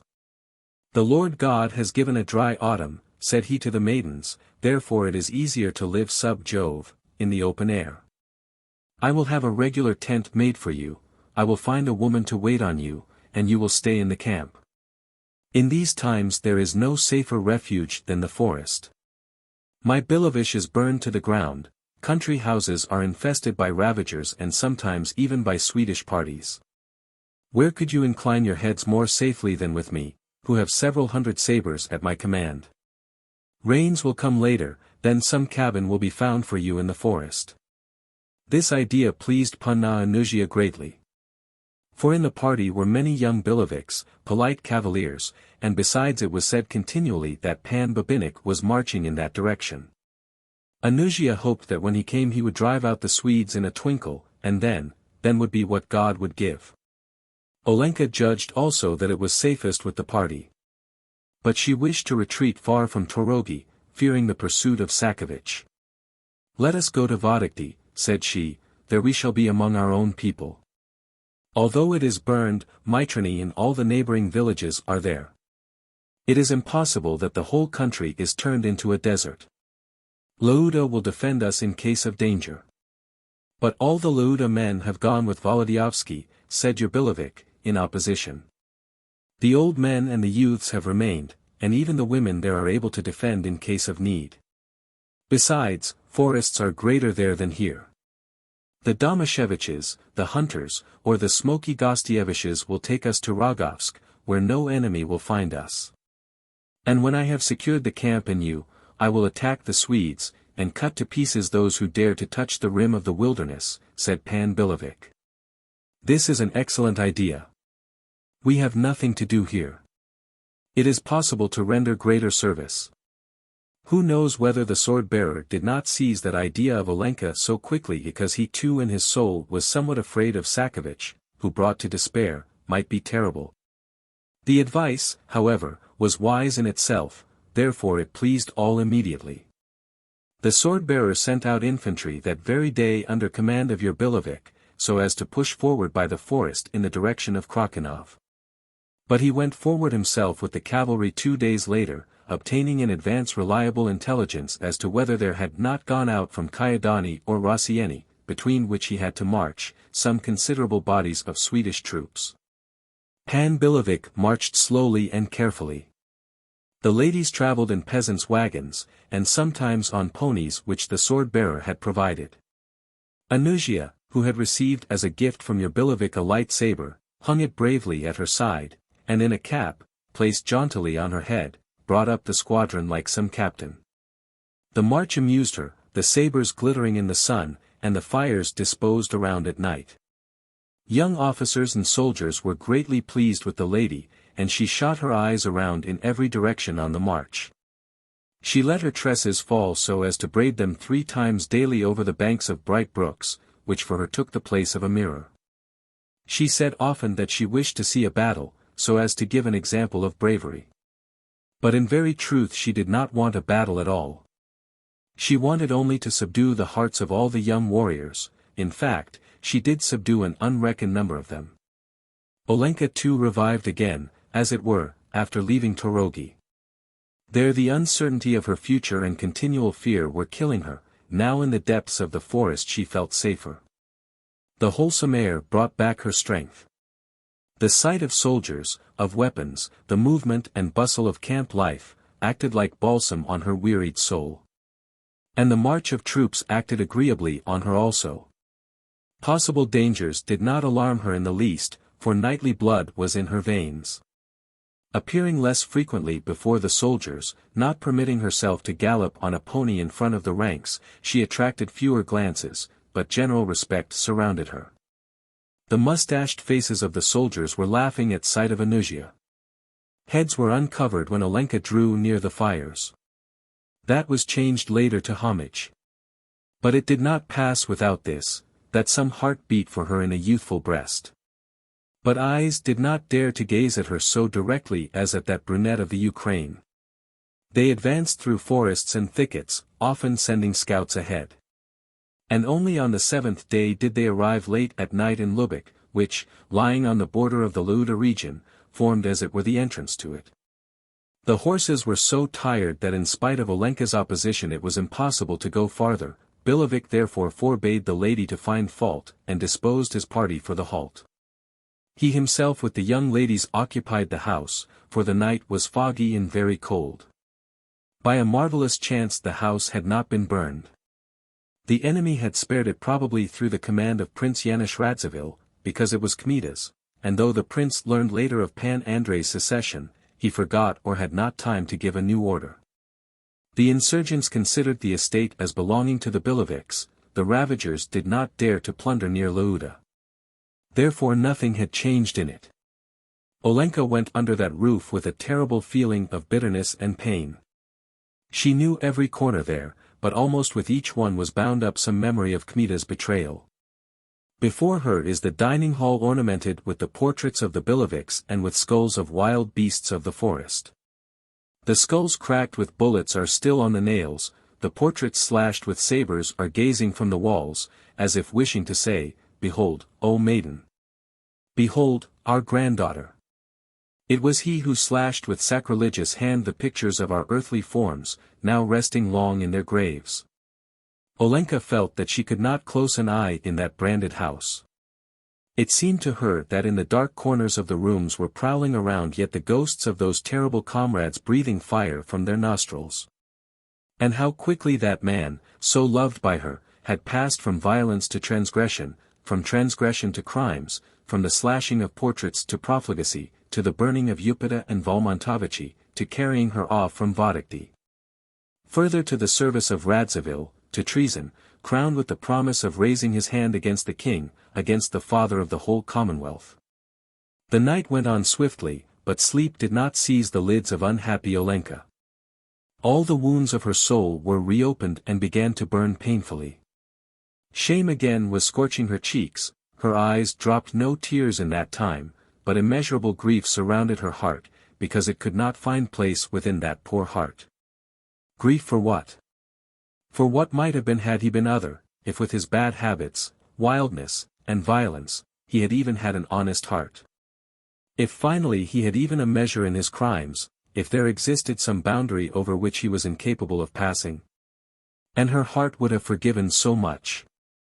Anusia saw the suffering of her companion, and understood the cause. For the old sword-bearer had detailed the whole history to her previously. Since she had a kind heart, she came up to Panna Billevich, and throwing her arms around her neck, said, "Olenka, you are writhing from pain in this house." Olenka at first did not wish to speak, then her whole body trembled like an aspen leaf, and at last a terrible, despairing cry burst from her bosom. Seizing Anusia's hand convulsively, she rested her bright head on that maiden's shoulder. Sobbing now tore her as a whirlwind tears a thicket. Anusia had to wait long before it passed. At last she whispered when Olenka was pacified somewhat, "Let us pray for him." Olenka covered her eyes with both hands. "I cannot," said she, with an effort.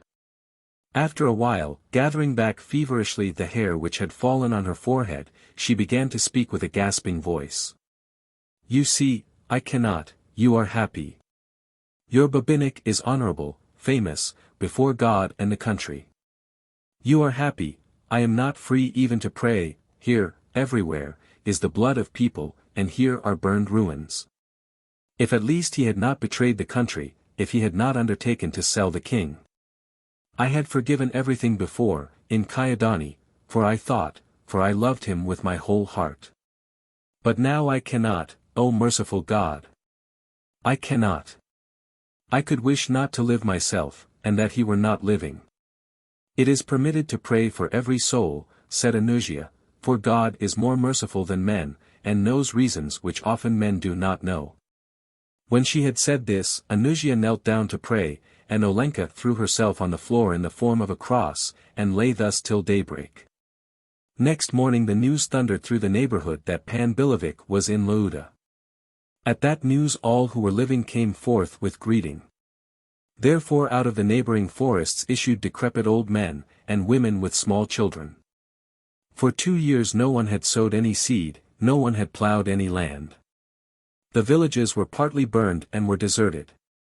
The people lived in the forests. Men in the vigor of life had gone with Volodyovsky or to various parties.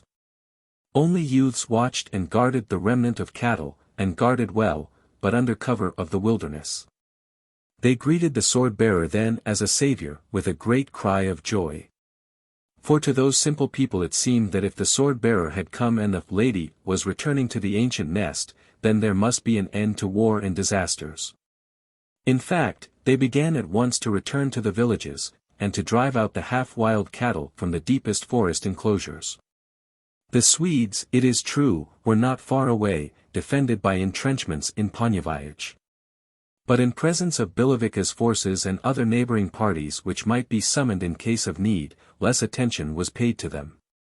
Pan Tomasz even intended to attack Ponyvich, so as to clear out the whole district. But he was waiting for more men to rally to his banner, and waiting especially till guns were brought to his infantry. These guns the Domasheviches had secreted in considerable number in the forest. Meanwhile he examined the neighborhood, passing from village to village. But that was a gloomy review at Vodokty. The mansion was burned, and half the village, Mitrany in like manner. Volmontovichi of the Butrims, which Kmita had burned in his time, and which had been rebuilt after the fire, by a marvelous chance was untouched, but Drojaikani and Motsky of the Domasheviches was burned to the ground. Patsanelli was half consumed, and Marizi altogether. Goshchuni experienced the harshest fate, for half the people were cut to pieces, and all the men to boys of a few years had their hands cut off by command of Colonel Rosa. So terribly had war trampled those neighborhoods. Such were the results of the treason of Yanush Radziwill. But before Billevich had finished his review and stationed his infantry, fresh tidings came, at once joyful and terrible, which rang with thousandfold echo from cottage to cottage. Yurek Billevich, who had gone with a few tens of horses on a reconnaissance to Ponyvich and had seized some Swedes, was the first to learn of the battle at Prostki. Then every report brought more details, so wondrous that they resembled a fable. Pan Gosiewski, it was said, had routed Count Waldeck, Israel, and Prince Boguslav. The army was cut to pieces, the leaders in captivity. All Prussia was blazing in one conflagration. A few weeks later the mouths of men began to repeat one terrible name, the name of Babinnik. Babinik, said they, was the main cause of the victory at Prostki. Babinik cut down with his own hand and captured Prince Boguslav.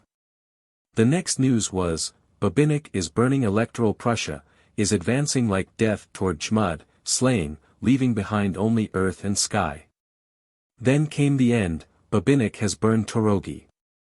Sienkiewicz has fled before him, and is hiding in forests. The last event had happened too near to remain long in doubt. In fact, the news was verified perfectly. Anusia during the whole time that news was arriving lived as if dazed. She laughed and wept in turn, stamped her feet when no one believed, and repeated to everyone, whether that one would listen or not. I know Pan Babinik. He brought me from Zamost to Pan Sapieha. He is the greatest warrior in the world. I do not know whether Pan Charniecki is his equal. He is the man who serving under Sapieha crushed Boguslav utterly in the first campaign. He, I am sure that it is no other, conquered him at Prostki. Yes, he can finish Sienkiewicz in 10 like Sienkiewicz, and he will sweep out the Swedes in a month from all Jmud. In fact, her assurances began to be justified speedily.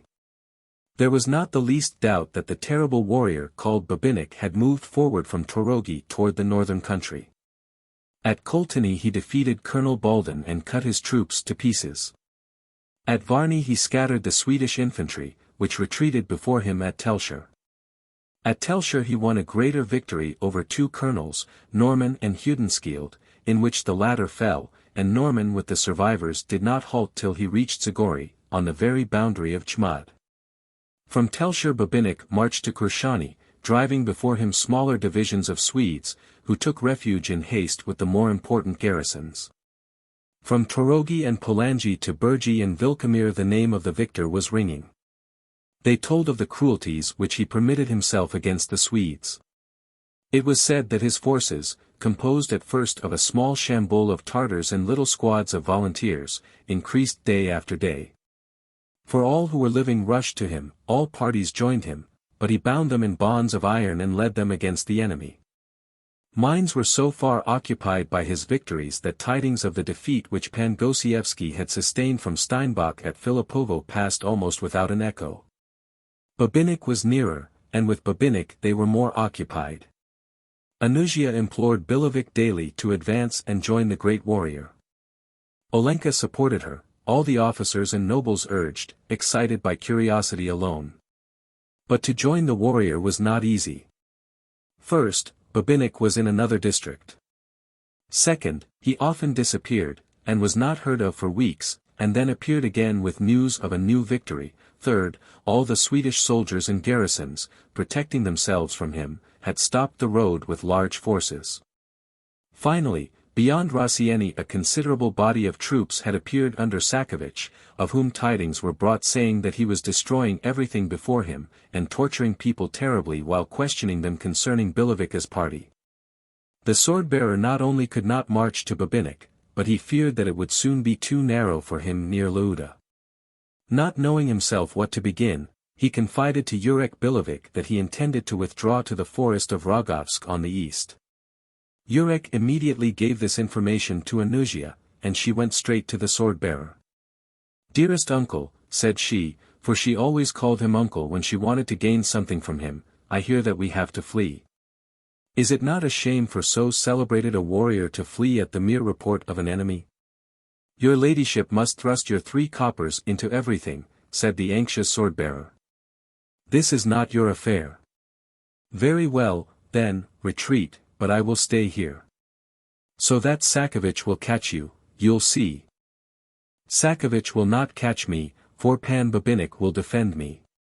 Especially when he knows where you are. I have said already that we are unable to go to him. But he can come to us. I am his acquaintance. If I could only send a letter to him, I am certain he would come here, after he had beaten Sienkiewicz. He loved me a little, and he would come to rescue me. But who will undertake to carry a letter? It can be sent through the first peasant that comes. It will do no harm, it will do no harm, in no case will it do harm. Olenka has quick wit, but neither are you without it. Even if we had to retreat to the woods this moment before superior force, it would still be well to have Babinich come to these parts, for we can then join him more easily. Try. Messengers will be found, and trusty men. The delighted Anusia began to try so well that same day she found 2 messengers, and not peasants, for one was Henryk Billevich, the other Braun. Each was to take a letter of the same contents as that which the other carried, so that if one failed the other might deliver the missive to Babinich. With the letter itself Anusia had more trouble. But at last she wrote it in the following words. In the last extremity I write to you. If you remember me, though I doubt if you do, come to rescue me. By the kindness which you showed me on the road from Zamost, I dare to hope that you will not leave me in misfortune.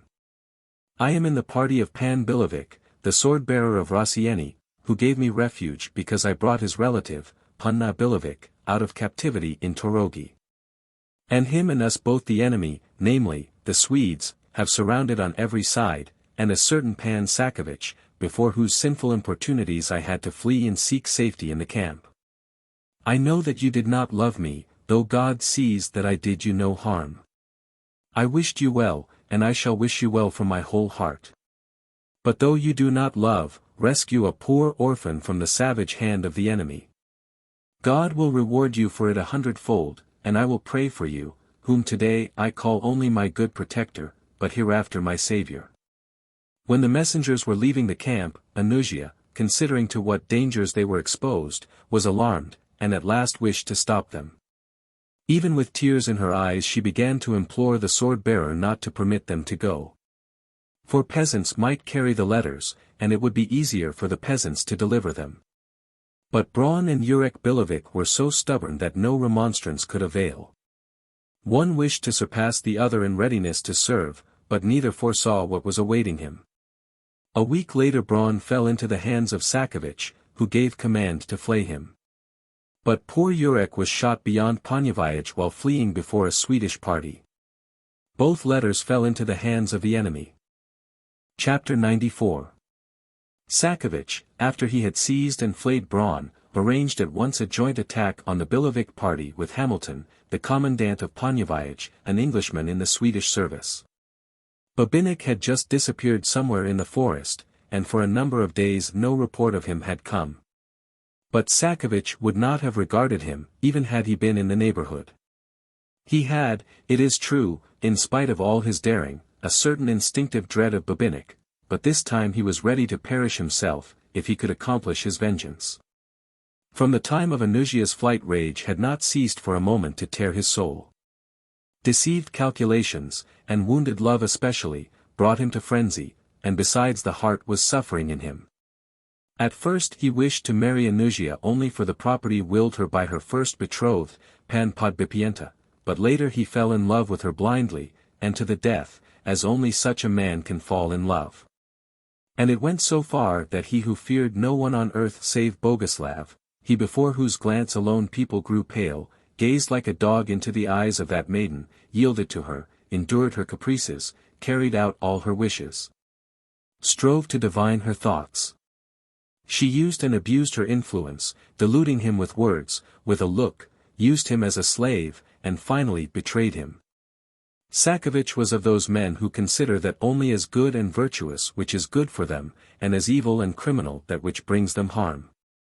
In his eyes, therefore, Anusia had committed the most terrible crime, and there was no punishment sufficiently great for her.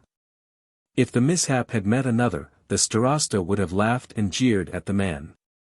But when it touched his own person, he roared as a wounded wild beast, and thought only of vengeance. He wished to get the guilty woman into his hands, dead or alive. He would have preferred her alive, for then he could exercise a cavalier's vengeance before her death, but if the maiden had to fall in time of attack, he cared little, if only she did not come into possession of another. Wishing to act with certainty, he sent a bribed man to the sword-bearer with a letter as if from Babinich, in which he announced, in the name of the latter, that he would be in Valmontovichi in the course of a week. Billevich believed easily, trusting therefore in the invincible power of Babinich, and he made no secret of the arrangement. He not only took up his headquarters for good in Valmontovichi, but by the announcement of the news he attracted almost all the population of Lauda. What remained of it assembled from the forests, first, because the end of autumn had come, and there were heavy frosts, and second, through pure curiosity alone to see the great warrior. Meanwhile, from the direction of Poniewicz marched toward Volmontovichi Hamilton's Swedes, and from the direction of Kyedani was stealing forward in wolf fashion Sakiewicz. But Sakiewicz had no suspicion that on his tracks was advancing in wolf fashion also a third man, who without invitation had the habit of coming where people expected him least. Kmita knew not that Olenka was with the Billevich party. In Trilogy, which he ruined with fire and sword, he learned that she had gone with Anusia, but he supposed that they had gone to Billeviches, where Pan Yan's wife was in hiding as well as many other noble women. He might the more easily suppose this, since he knew that Billevich had long intended to take his niece to those impassable forests. It tortured Pan Andrei immensely that he had not found her in Trilogy, but at the same time he was glad that she had escaped from the hands of Sakiewicz, and would find safe refuge till the end of the war. Not being able to go for her at once to the wilderness, he determined to attack and destroy the enemy in Jmud, until he had crushed them completely. And fortune went with him. For a month and a half victory followed victory. Armed men rushed to him in such numbers that soon his Shambul was barely 1/4 of his force. Finally, he drove the enemy out of all western Jmud. But hearing of Sakiewicz, and having old scores to settle with the Starosta, he set out for his own former district, and followed him. In this way both were now drawing near Volmontovichi. Billevich, who at first had taken a position not far from the village, had been living there a week, and the thought did not even come to his head that he would soon have such terrible guests. One evening the youthful Butryms, herding horses beyond Volmontovichi, informed him that troops had issued from the forest, and were advancing from the south. Billevich was too old and experienced a soldier not to take precautions. Some of his infantry, partly furnished with firearms by the Domasheviches, he placed in the houses recently rebuilt, and some he stationed at the gate. With the cavalry he took possession himself of a broad pasture somewhat in the rear, beyond the fences, and which touched with one side the river. He did this mainly to gain the praise of Babinich, who must understand skillful dispositions. The place he had chosen was really a strong one. After Kmita had burned Volmontovichi, in vengeance for the slaughter of his comrades, the village was rebuilt by degrees. But as later on the Swedish war had stopped work on it, a multitude of beams, planks, and boards were lying on the principal street.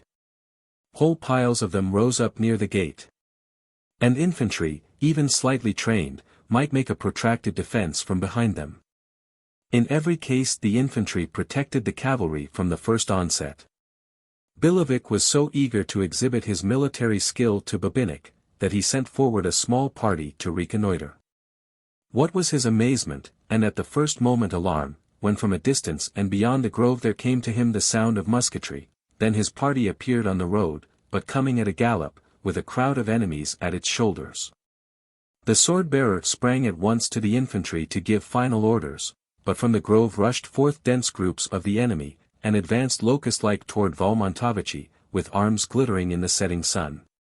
The grove was near.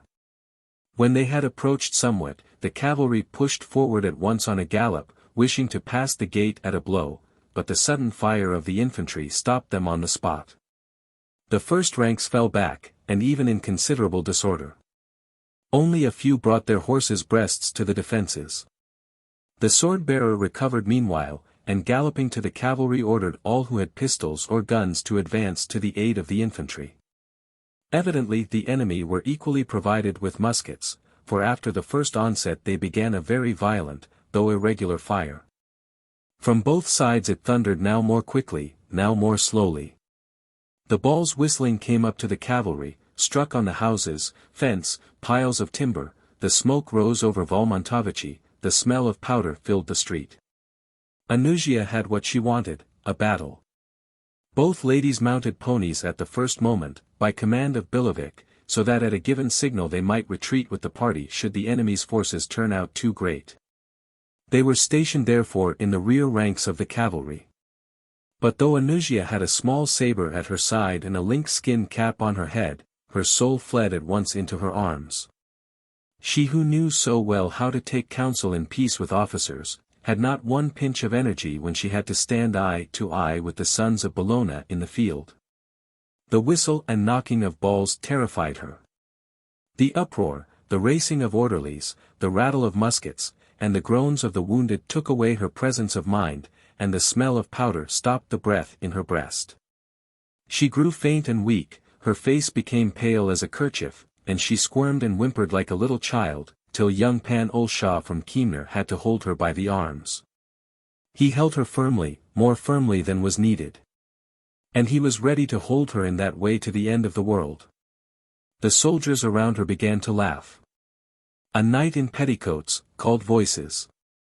Better set hens and pluck feathers. Others cried, Pan Olshaw, that shield has come to your arm. But Cupid will shoot you all the more easily through it. And good humor seized the soldiers. But others preferred to look at Olenka, who bore herself differently. At first, when bullets flew past at some distance she grew pale too, not being able to forbear inclining her head and closing her eyes. But later knightly blood began to act in her, then with face flushed like a rose she reared her head and looked forward with fearless eye. Her distended nostrils drew in as it were with pleasure the smell of powder. Since the smoke grew thicker and thicker at the gate and decreased the view greatly, the daring lady, seeing that the officers were advancing, went with them, to follow more accurately the course of battle, not even thinking of what she was doing.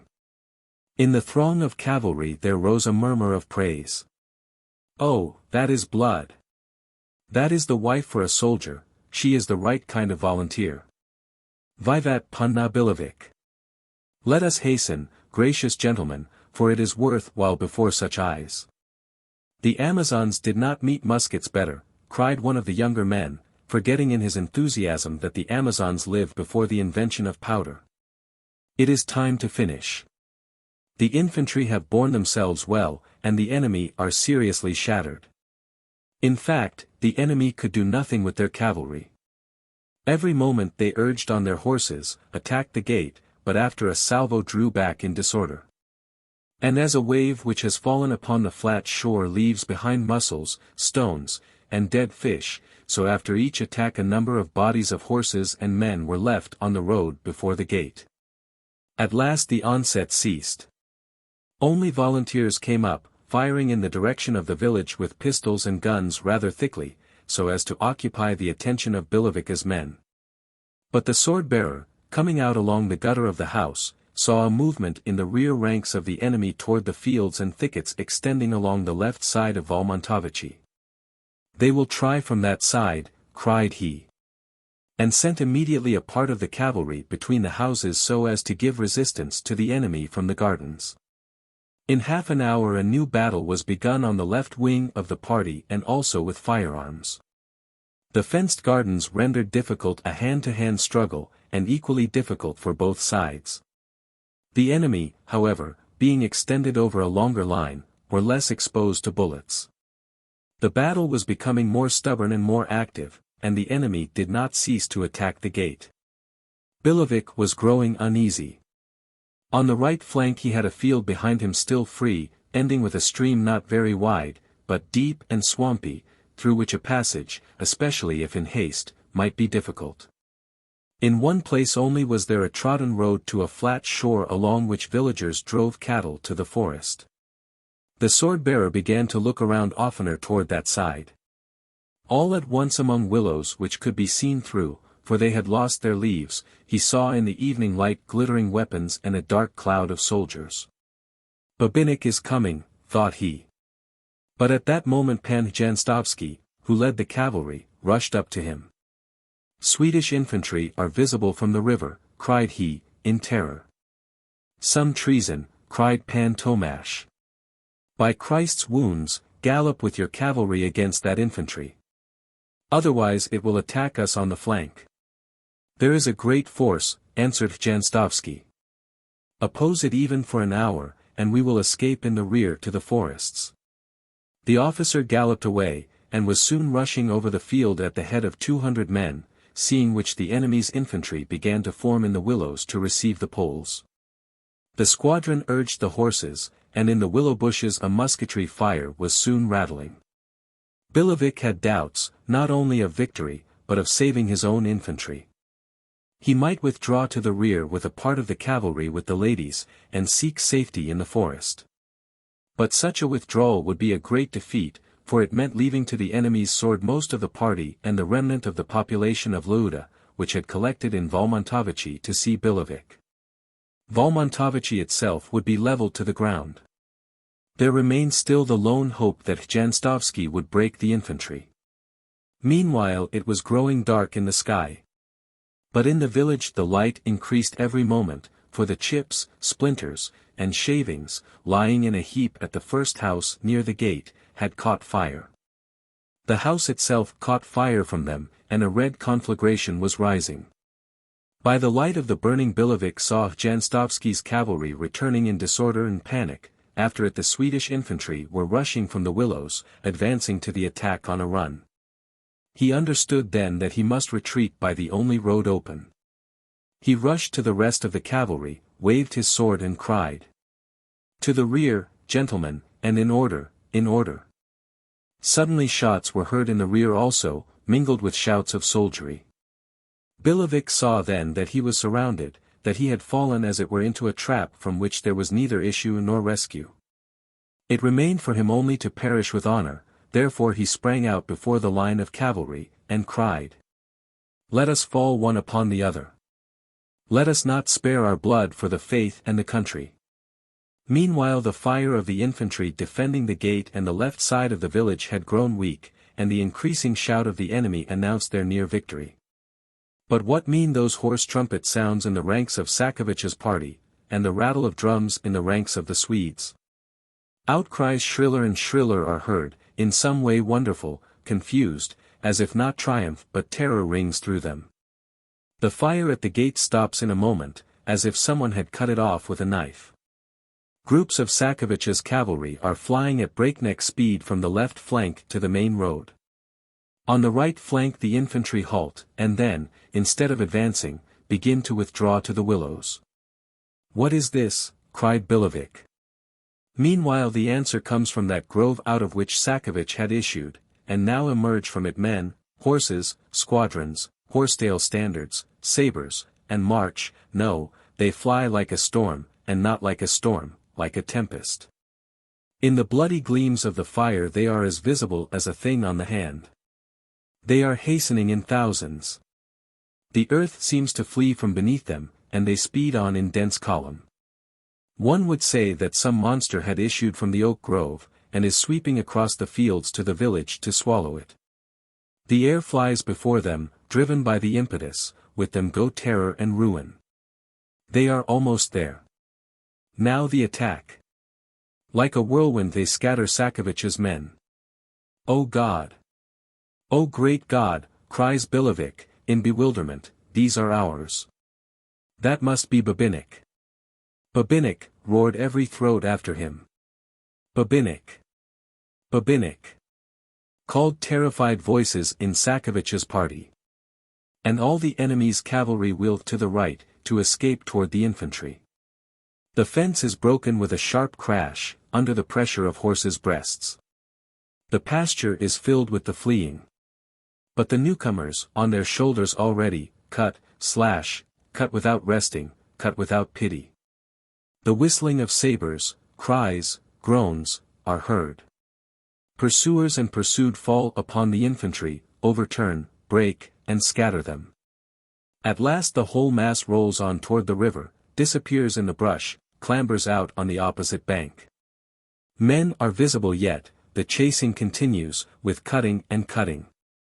They recede. Their sabers flash once again. Then they vanish in bushes, in space, and in darkness. Billeviches' infantry began to withdraw from the gate and the houses, which needed no further defense. The cavalry stood for a time in such wonder that deep silence reigned in the ranks. And only when the flaming house had fallen with a crash was some voice heard on a sudden. "In the name of the Father, Son, and Holy Ghost, the storm has gone by." Not a foot will come out alive from that hunt, said another voice. Gracious gentlemen, cried the sword-bearer, suddenly, shall we not spring at those who came at us in the rear? They are retreating, but we will come up. Kill, slay, answered a chorus of voices. All the cavalry wheeled around and urged their horses after the last division of the enemy. In Volmontovichi remained only old men, women, children, and the lady with her friend. They quenched the fire in a twinkle. Joy inconceivable seized all hearts. Women with weeping and sobbing raised their hands heavenward, and turning to the point where Babinich had rushed away, cried, God bless thee, invincible warrior. Savior who rescued us, with our children and houses, from ruin. The ancient, decrepit Butryms repeated in chorus. God bless thee, God guide thee. Without thee this would have been the end of Volmontovichi. Ah, had they known in that crowd that the very same hand that had now saved the village from fire and the people from steel had 2 years before brought fire and the sword to that Volmontovichi. After the fire was quenched, all began to collect in Billeviches wounded, the youths in a rage ran through the battlefield, and killed, with poles from wagon racks, the wounded left by the Swedes and Sienkiewicz ravagers. Olenka took command of the nursing. Ever keeping her presence of mind, full of energy and power, she did not cease her labor till every wounded man was resting in a cottage, with dressed wounds. Then all the people followed her example in repeating at the cross a litany for the dead. Through the whole night no one closed an eye in Volmontovichi. All were waiting for the return of the sword-bearer and Babinich, hurrying around at the same time to prepare for the victors a fitting reception. Oxen and sheep, herded in the forests, went under the knife, and fires were roaring till morning. Anusia alone could take no part in anything, for at first fear deprived her of power, and later her joy was so great that it had the seeming of madness. Olenka had to care for her. She was laughing and weeping in turn, and again she threw herself in the arms of her friend, repeating without system or order. Well, what? Who saved Billevich and the party and all Volmontovichi? Before whom did Sienkiewicz flee? Who overwhelmed him, and the Swedes with him? Pan Babinich. Well, now. I knew he would come, for I wrote to him. But he did not forget. I knew he would come. It was I who brought him. Olenka, Olenka. I am happy. Have I not told you that no one could conquer him? Charniecki is not his equal. Oh my God, my God. Is it true that he will return? Will it be today? If he was not going to return, he would not have come, is it not true? Do you hear, Olenka? Horses are neighing in the distance. But in the distance nothing was neighing. Only toward morning a tramp was heard, shouting, singing, and Billevich came back. The cavalry on foaming horses filled the whole village. There was no end to the songs, to the shouts, to the stories. The sword-bearer, covered with blood, panting, but joyful, related till sunrise how he had broken a body of the enemy's cavalry, how he had followed them 10 miles, and cut them almost to pieces. Billevich, as well as the troops and all the Luda people, were convinced that Babinich might return at any moment. The forenoon came, then the sun went to the other half of the sky, and was descending, but Babinich came not. Anusia toward evening had sunburned spots on her face. If he cared only for the Swedes, and not for me, thought she, in her soul, still, he got the letter, for he came to the rescue. Poor woman! She knew not that the souls of Jurek Billevich and Braun were long since in the other world, and that Babinich had received no letter. For if he had received the letter he would have returned like a lightning flash to Volmontovichi, but not for thee, Anusia. Another day passed. Billevich did not lose hope yet, and did not leave the village. Anusia held stubborn silence. He has belittled me terribly. But it is good for me, for my giddiness and my sins, said she to herself. On the 3rd day Billevich sent some men on a reconnaissance. They returned 4 days later with information that Babinich had taken Poniewicz, and spared not a Swede. Then he marched on, it was unknown whither, for tidings of him had ceased. "I shall not find him till he comes up again," said Billevich. Anusia became a nettle, whoever of the nobles or younger officers touched her drew back quickly. But the 5th day she said to Olenka, "Pan Volodyovsky is just as good a soldier, but less rude." "And maybe," answered Olenka, meditatively, "maybe Pan Babinich has retained his constancy for that other woman, of whom he spoke to you on the road from Zamost." "Well, all one to me," said Anusia. But she told not the truth. For it was not all one to her yet, by any means. Chapter 95.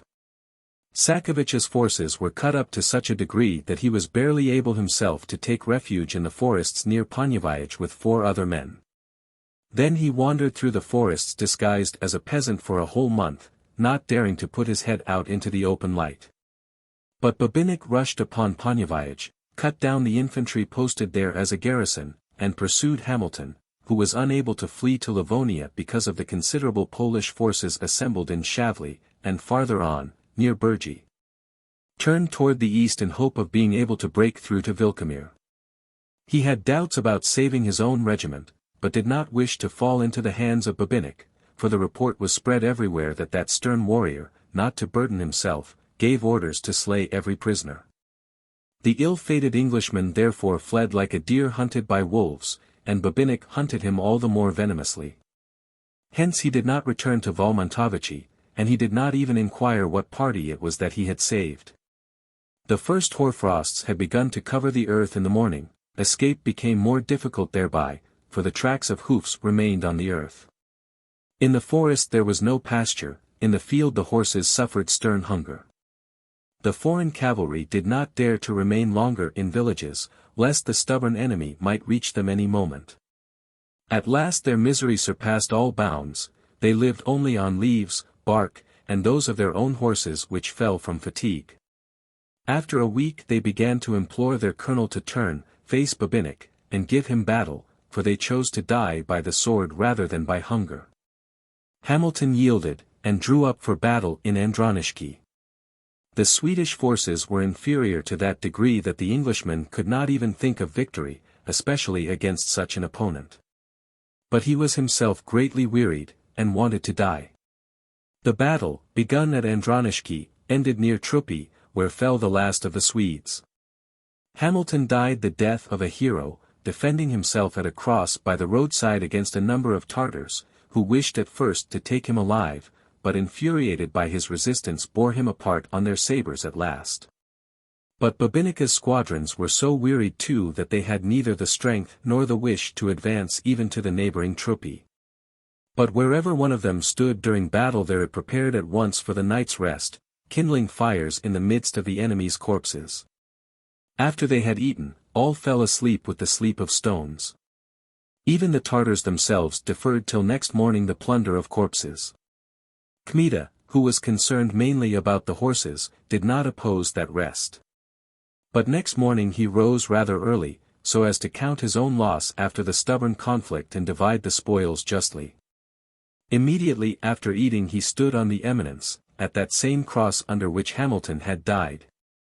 The Polish and Tartar officers came to him in their turn, with the loss of their men notched on staffs, and made reports. He listened as a country proprietor listens in summer to his overseers, and rejoices in his heart at the plentiful harvest. Then Akba Ulan came up, more like a fright than a human being, for his nose had been broken at Volmontovichi by the hilt of a sabre. He bowed, gave Kmita a bloody paper, and said, "Effendi, some papers were found on the Swedish leader, which I give according to order."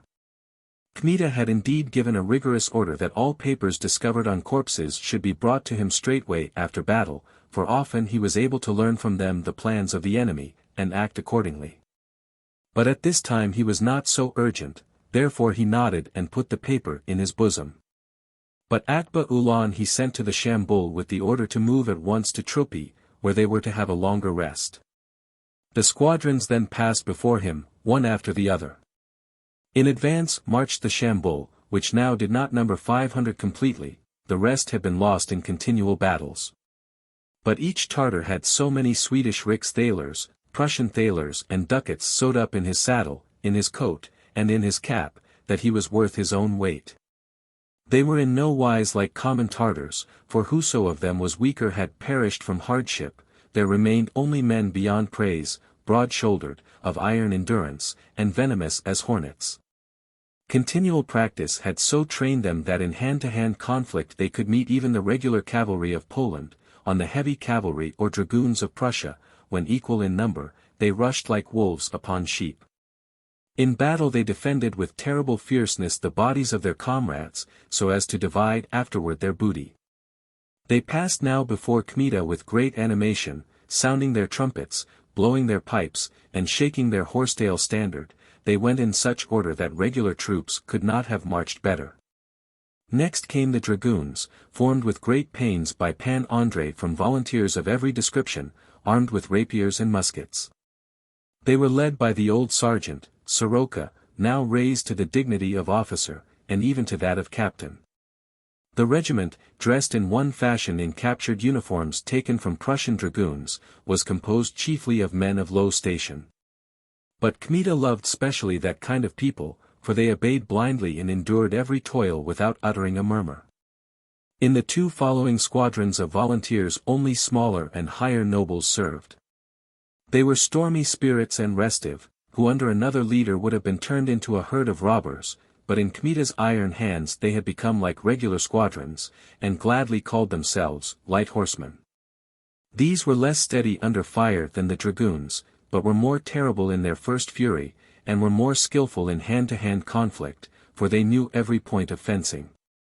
After these marched, finally, about 1,000 fresh volunteers, good men, but over whom it was needful to work yet to make them like regular troops. Each of these squadrons in passing raised a shout, saluting meanwhile Pan Andrei with their sabres. And he was more and more rejoiced. That was a considerable and not a poor force. He had accomplished much with it, had shed much of the enemy's blood, and God knows how much he might do yet. His former offences were great, but his recent services were not slight. He had risen from his fall, from his sin. And had gone to repent, not in the church, but in the field. Not in ashes, but in blood. He had defended the most holy lady, the country, and the king, and now he felt that it was easier in his soul and more joyous. Nay, the heart of the young man swelled with pride, for not everyone would have been able to make head as he had. For how many fiery nobles are there, how many cavaliers in that commonwealth? And why does no one of them stand at the head of such forces, not even Volodyovski, nor Pan Yen? Besides, who defended Chenstohova, who defended the king in the pass, who slashed down Boguslav, who first brought fire and sword into electoral Prussia? And behold, even now in Jmud there is hardly an enemy. Here Pan Andrei felt what the falcon feels, when, stretching his wings, he rises higher and higher. The passing squadrons greeted him with a thundering shout, and he raised his head and asked himself, "Whither shall I fly?" And his face flushed, for in that moment it seemed to him that within himself he bore a hetman. But that baton, if it comes to him, will come from the field, from wounds, from service, from praise. No traitor will flash it before his eyes as in his time Prince Yanush had done, but a thankful country will place it in his hand, with the will of the king. But it is not for him to think when it will come, but to fight, and to fight tomorrow as he fought yesterday. Here the excited imagination of the cavalier returned to reality. Whither should he march from Truppy, in what new place strike the Swedes? Then he remembered the letter given him by Akba Ulan and found on the body of Hamilton. He put his hand in his bosom, took it out and looked, and astonishment at once was reflected on his face, for on the letter was written plainly, in a woman's hand, "To His Grace Pan Babinich, Colonel of Tartar Forces and Volunteers." "For me," said Pan Andrei. The seal was broken, therefore he opened the letter quickly, struck the paper with the back of his hand, and began to read.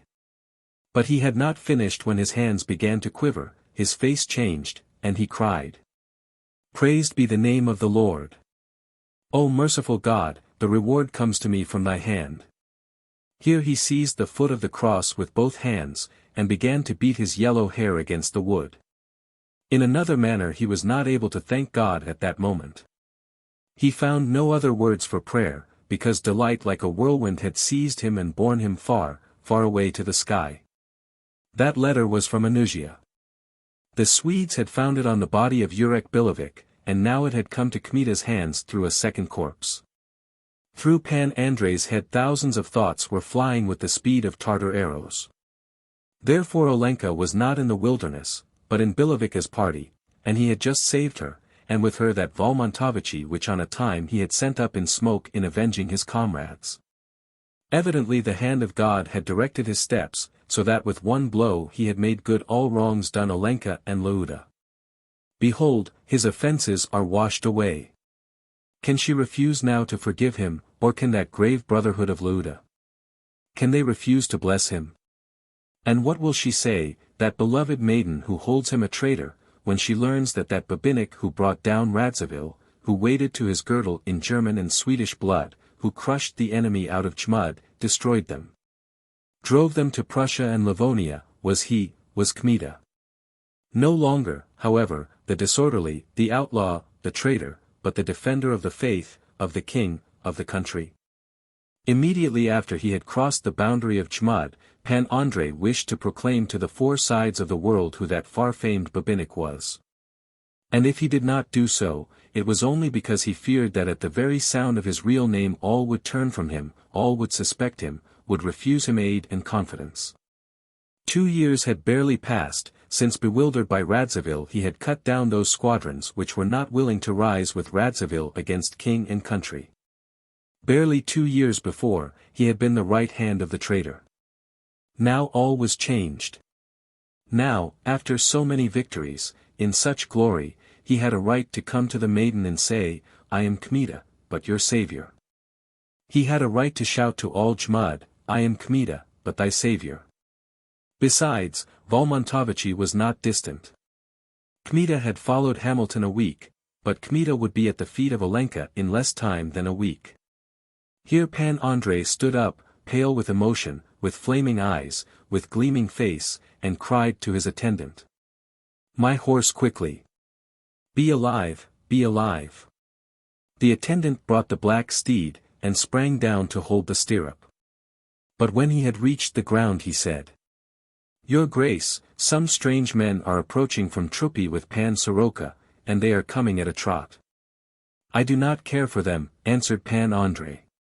Now both horsemen approached to within some yards, then one of them with Soroka pushed forward on a gallop, arrived, and removing his panther-skin cap, uncovered a head red as fire. I see that I am standing before Pan Babinich, said he. I am glad that I have found you. With whom have I the honor to speak? Asked Kmita, impatiently. I am Vyershul, once captain of the Tartar squadron with Prince Yeremy Vishnevetsky. I come to my native place to make levies for a new war. And besides I bring you a letter from the Grand Hetman, Sapieha. For a new war? Asked Kmita, frowning. What do you say?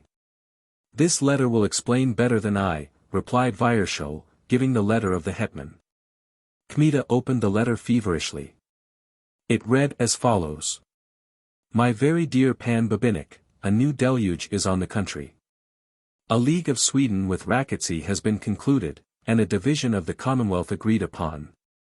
80,000 Hungarians, Transylvanians, Wallachians, and Cossacks may cross the southern boundary at any moment. And since in these last straits it is necessary for us to exert all our forces so as to leave even a glorious name after our people for coming ages, I send to your grace this order.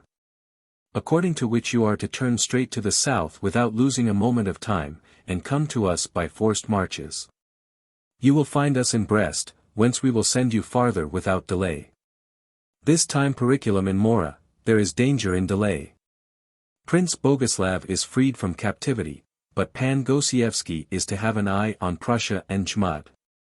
Enjoining haste on you once more, I trust that love for the perishing country will be your best spur.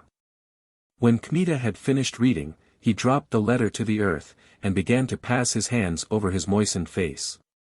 At last he looked wonderingly on Vyershul, and inquired in a low, stifled voice. Why is Pan Gosiewski to remain in Jmud, and why must I go to the south? Vyershul shrugged his shoulders, asked the hetman in Brest for his reason. I answer nothing. All at once terrible anger seized Pan Andrei by the throat. His eyes flashed, his face was blue, and he cried with a shrieking voice, I will not go from here. Do you understand? Is that true? Asked Vyershul. My office was to deliver the order, the rest is your affair. With the forehead, with the forehead. I wish to beg your company for a couple of hours, but after what I have heard I prefer to look for another. Then he wheeled his horse and rode off. Pan Andrei sat again under the cross, and began to look around on the sky, as if wishing to take note of the weather. The attendant drew back some distance with the horses, and stillness set in all around. The morning was clear, pale, half autumnal, half wintry. The wind was not blowing, but from the birch bushes growing at the foot of the crucifix the last leaves were dropping noiselessly, yellow and shriveled from frost. Countless flocks of crows and jackdaws were flying over the forest, some were letting themselves down with mighty cawing right there near the crucifix, for the field and the road were covered with corpses of Swedes still unburied. Pan Andrei looked at those dark birds, blinking his eyes, you would say that he wanted to count them. Then he closed his lids and sat long without motion, at last he shuddered, frowned. Presence of mind came back to his face, and he began to speak thus to himself. It cannot be otherwise. I will go in 2 weeks, but not now. Let happen what may. It was not I who brought Rossyeni. I cannot. What is too much is too much. Have I hammered and pounded but little, passed sleepless nights in the saddle, shed my own blood and that of other men? What reward for this? If I had not received the first letter, I should have gone. But both have come in 1 hour, as if for the greater pain, the greater sorrow. Let the world perish, I will not go. The country will not be lost in 2 weeks. And besides the anger of God is evidently on it, and it is not in the might of man to oppose that. O God! The Hyperboreans, Northern Russians, the Swedes, the Prussians, the Hungarians, the Transylvanians, the Wallachians, the Cossacks, and all of them at once. Who can resist? O Lord, in what has this unfortunate land offended, in what this pious king, that thou hast turned from them thy face, and givest neither mercy nor rescue, and sendest new lashes? Is the bloodshed yet too little, the tears too few? People here have forgotten to rejoice, so the wind does not blow here, it groans, so the rains do not fall, they weep, and thou art lashing and lashing. Mercy, O Lord! Salvation, O Father! We have sinned, but still repentance has come. We have yielded our fortunes, we have mounted our horses, we are fighting. We have abandoned violence, we have abjured private ends. Why not pardon us? Why not comfort us? Here conscience seized him by the hair suddenly, and shook him till he screamed, for at the same time it seemed to him that he heard some strange voice from the whole dome of heaven, saying, Have you abandoned private ends? But, unfortunate, what are you doing at this moment? You are exalting your services, and when the first moment of trial comes, you rise like a wild horse, and shout, I will not go. The mother is perishing. New swords are piercing her breast, and you turn away from her. You do not wish to support her with your arm, you are running after your own fortune, and crying, I will not go. She is stretching forth bleeding hands. She is just falling, just fainting, just dying, and with her last voice cries, Rescue me, children. But you answer, I will not go. Woe to you! Woe to such people, woe to the Commonwealth! Here terror raised the hair on Pan Andrei's head, and his whole body began to tremble as if fever had seized it, and that moment he fell with his face to the earth, and began not to cry, but to scream in terror. O Jesus, do not punish. Jesus, have mercy. Thy will be done. I will go, I will go. Then he lay some time without speaking, and sobbed, and when he rose at last, he had a face full of resignation and perfectly calm. And thus he prayed further. Wonder not, O Lord, that I grieve, for I was on the eve of my happiness, but let it be as thou hast ordained. I understand now that thou didst wish to try me, and therefore didst place me as it were on the parting of the roads. Let thy will be done. Once more I will not look behind. To thee, O Lord, I offer this my terrible sorrow, this my yearning, this my grievous suffering. Let it all be accounted to me in punishment because I spared Prince Boguslav, at which the country wept. Thou sayest now, O Lord, that was my last work for self-interest. There will be no other. O merciful Father! But now I will kiss once more this beloved earth, yes, I will press thy bleeding feet again, and I go, O Christ. I go. And he went. In the heavenly register in which are written the evil and good deeds of men, his sins were at that moment all blotted out, for he was completely corrected. Chapter 96. It is written in no book how many battles the armies, the nobles, and the people of the Commonwealth fought with the enemy. They fought in forests, in fields, in villages, in hamlets, in towns. They fought in Prussia, in Mazovia, in Great Poland, in Little Poland, in Russia, in Lithuania, in Jmud, they fought without resting, in the day or the night. Every clod of earth was drenched in blood. The names of knights, their glorious deeds, their great devotion, perished from the memory, for the chronicler did not write them down, and the lute did not celebrate them. But under the force of these exertions the power of the enemy bent at last. And as when a lordly lion, pierced the moment before with missiles, rises suddenly, and shaking his kingly mane, roars mightily, pale terror pierces straightway the hunters, and their feet turn to flight.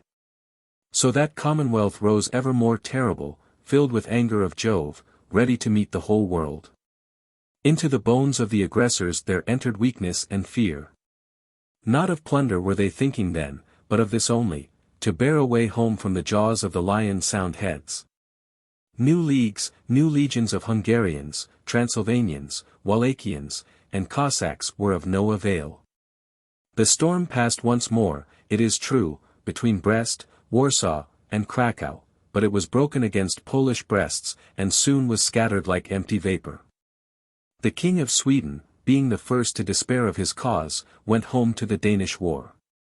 The traitorous Elector, humble before the strong, insolent to the weak, beat with his forehead before the Commonwealth, and fell upon the Swedes. The robber legions of Rakoczy's slaughterers fled with all power to their Transylvanian reed fields, which Pan Lubomirski ruined with fire and sword. But it was easier for them to break into the Commonwealth than to escape without punishment. Therefore when they were attacked at the passage, the counts of Transylvania, kneeling before Potocki, Lubomirski, and Charniecki, begged for mercy in the dust. "We will surrender our weapons, we will give millions," cried they. "Only let us go." And receiving the ransom, the hetmans took pity on that army of unfortunate men, but the horde trampled them under hoofs at the very thresholds of their homes. Peace began to return gradually to the plains of Poland. The king was still taking Prussian fortresses, Charniecki was to take the Polish sword to Denmark, for the Commonwealth did not wish to limit itself to driving out the enemy. Villages and towns were rebuilt on burned ruins. The people returned from the forests, plows appeared in the fields. In the autumn of 1657, immediately after the Hungarian War, it was quiet in the greater part of the provinces and districts, it was quiet especially in Jmud. Those of the Luda men who in their time had gone with Volodyovski, were still somewhere far off in the field, but their return was expected. Meanwhile in Marysi, in Volmontovichi, in Drodzikani, Motski, Goszczyny, and Patsinelli, women, boys, and girls, with old men, were sowing the winter grain, building with joint efforts houses in those neighborhoods through which fire had passed. So that the warriors on their return might find at least roofs over their heads, and not be forced to die of hunger. Olenka had been living for some time at Vodokty, with Anusia and the sword-bearer. Pan Tomasz did not hasten to his Billevich, first, because it was burned, and second, because it was pleasanter for him with the maidens than alone.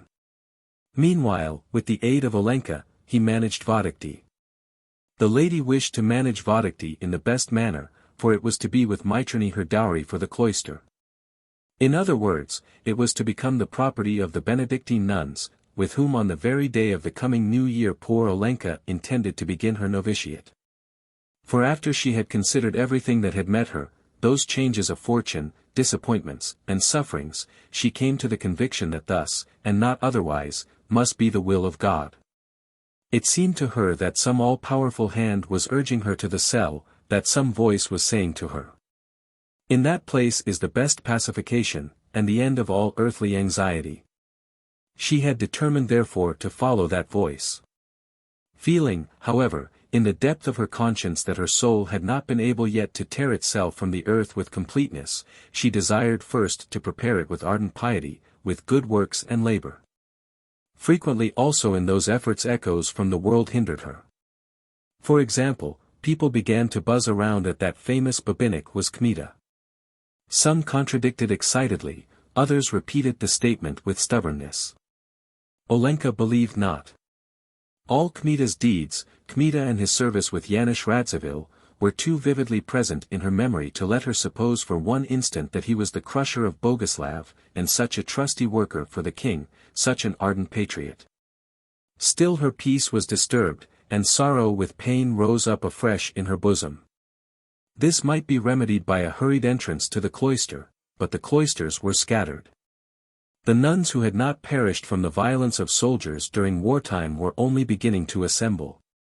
Universal misery reigned in the land, and whoso wished to take refuge behind the walls of a convent had not only to bring bread for personal use, but also to feed the whole convent.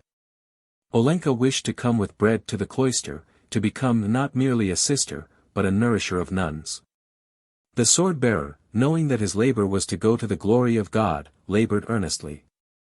He went around the fields and the buildings, carrying out the labors of the autumn which with the coming spring were to bear fruit. Sometimes he was accompanied by Anusia, who, unable to endure the affront which Billevich had put upon her, threatened also to enter the cloister, and said she was merely waiting for Volodyovski to bring back the lewd amen. For she wished to bid adieu to her old friend. But more frequently the sword-bearer went with Olenka only on these circuits, for land management was irksome to Anusia. A certain time both rode out on ponies to Mitrany, where they were rebuilding barns and cowhouses burned in time of war. On the road they were to visit the church, for that was the anniversary of the Battle of Volmontovichi, in which they were saved from the last straits by the coming of Billevich. The whole day had passed for them in various occupations, so that only toward evening could they start from Mitrany. In going there they went by the church road, but in returning they had to pass through Lubick and Volmontovichi. Panna Aleksandra had barely looked at the first smoke of Lubick when she turned aside her eyes and began to repeat prayers to drive away painful thoughts, but the sword-bearer rode on in silence, and only looked around. At last, when they had passed the gate, he said, "That is land for a senator. Lubick is worth two like Mitrany." Olenka continued to say her prayers. But in Pan Tomasz was roused the old landlord by nature, and perhaps also he was given somewhat to lawsuits, for after a while he said again, as if to himself, "And yet it is ours by right, old Billevich property, our sweat, our toil. That unfortunate man must have perished long since, for he has not announced himself, and if he had, the right is with us." Here he turned to Olenka. "What do you think?" "That is a cursed place," answered she. "Let happen with it what may. But you see the right is with us. The place was cursed in bad hands, but it will be blessed in good ones. The right is with us. Never. I do not wish to know anything of it. My grandfather willed it without restriction. Let Kmita's relatives take it." Then she urged on the pony. Billevich put spurs also to his beast, and they did not slacken speed till they were in the open field. Meanwhile night had fallen. But there was perfect light, for an enormous red moon had risen from behind the forest of Volmontovichi and lighted up the whole region with a golden shining. "Well, God has given a beautiful night," said the sword-bearer, looking at the circle of the moon. "How Volmontovichi gleams from a distance," said Olenka. "For the wood in the houses has not become black. Their further conversation was interrupted by the squeaking of a wagon, which they could not see at first, for the road was undulating. Soon, however, they saw a pair of horses, and following behind them a pair at a pole, and at the end of the pole a wagon surrounded by a number of horsemen. "What kind of people can these be?" asked the sword-bearer, and he held in his horse. Olenka stopped at his side. "Halt!" cried Billevich. "Whom are you carrying there?" One of the horsemen turned to them and said, "We are bringing Pan Kmita, who was shot by the Hungarians at Magyarovo." "The word has become flesh," said Billevich. The whole world went around suddenly in Olenka's eyes, the heart died within her, breath failed her breast. Certain voices were calling in her soul, "Jesus! Mary! That is he!" Then consciousness of where she was or what was happening left her entirely. But she did not drop from the horse to the ground, for she seized convulsively with her hand the wagon rack. And when she came to herself her eyes fell on the motionless form of a man lying in the wagon. True, that was he, Pan Andrei Kmita, the banneret of Orsha, and he was lying on his back in the wagon. His head was bound in a cloth, but by the ruddy light of the moon his pale and calm face was perfectly visible. His eyes were deeply sunk and closed, life did not discover itself by the least movement. "With God," said Billevich, removing his cap. "Stop," cried Olenka. And she asked with a low but quick voice, as in a fever, "Is he alive or dead?" "He is alive, but death is over him." Here the sword-bearer, looking at Kmita's face, said, "You will not take him to Lubick?" "He gave orders to take him to Lubick without fail, for he wants to die there." "With God. Hasten forward." We beat with the forehead. The wagon moved on. And Olenka with Billevich galloped in the opposite direction with what breath was in their horses. They flew through Volmontovichi like two night phantoms, and came to Vodokty without speaking a word on the road. Only when dismounting, Olenka turned to her uncle. "It is necessary to send a priest to him," said she, with a panting voice. "Let someone go this moment to Upita." The sword-bearer went quickly to carry out her wish. She rushed into her room, and threw herself on her knees before the image of the Most Holy Lady. A couple of hours after, in the late evening, a bell was heard beyond the gate at Vodokty. That was the priest passing on his way with the Lord Jesus to Lubick. Panna Aleksandra was on her knees continually. Her lips were repeating the litany for the dying. And when she had finished she struck the floor 3 times with her head, repeating, "Reckon to him, O God, that he dies at the hands of the enemy, forgive him, have mercy on him." In this way the whole night passed for her. The priest remained in Lubick till morning, and on his way home called at Vodokty.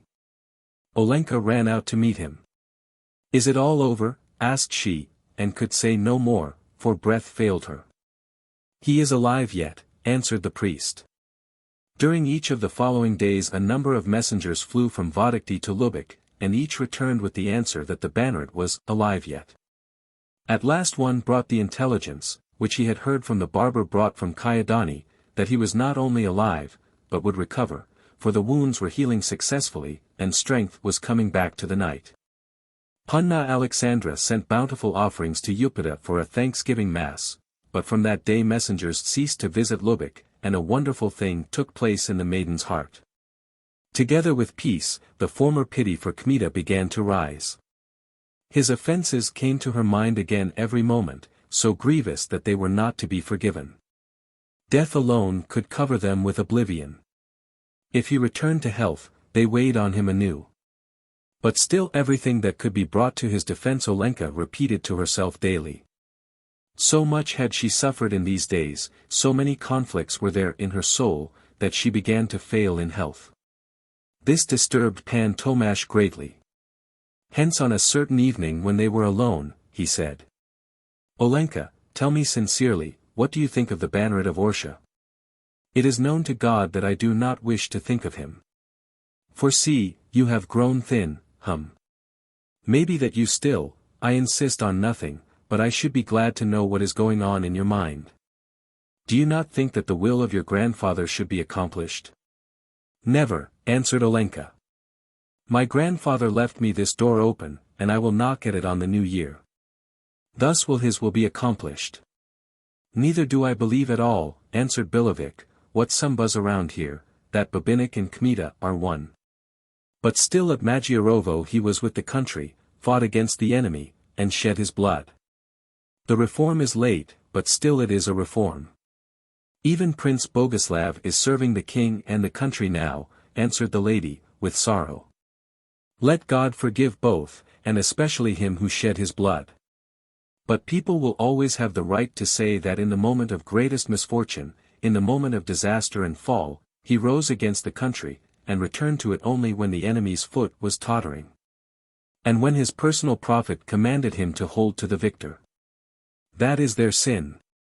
Now there are no traitors, for there is no profit from treason. But what is the merit? Is it not a new proof that such men are always ready to serve the stronger? Would to God it were otherwise, but Magyarovo cannot redeem such transgression. It is true.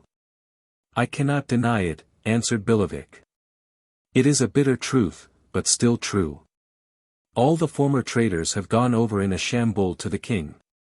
On the banneret of Orsha, continued the lady, there rests a still more grievous reproach than on Boguslav, for Pan Kmita offered to raise his hand against the king, at which act the prince himself was terrified.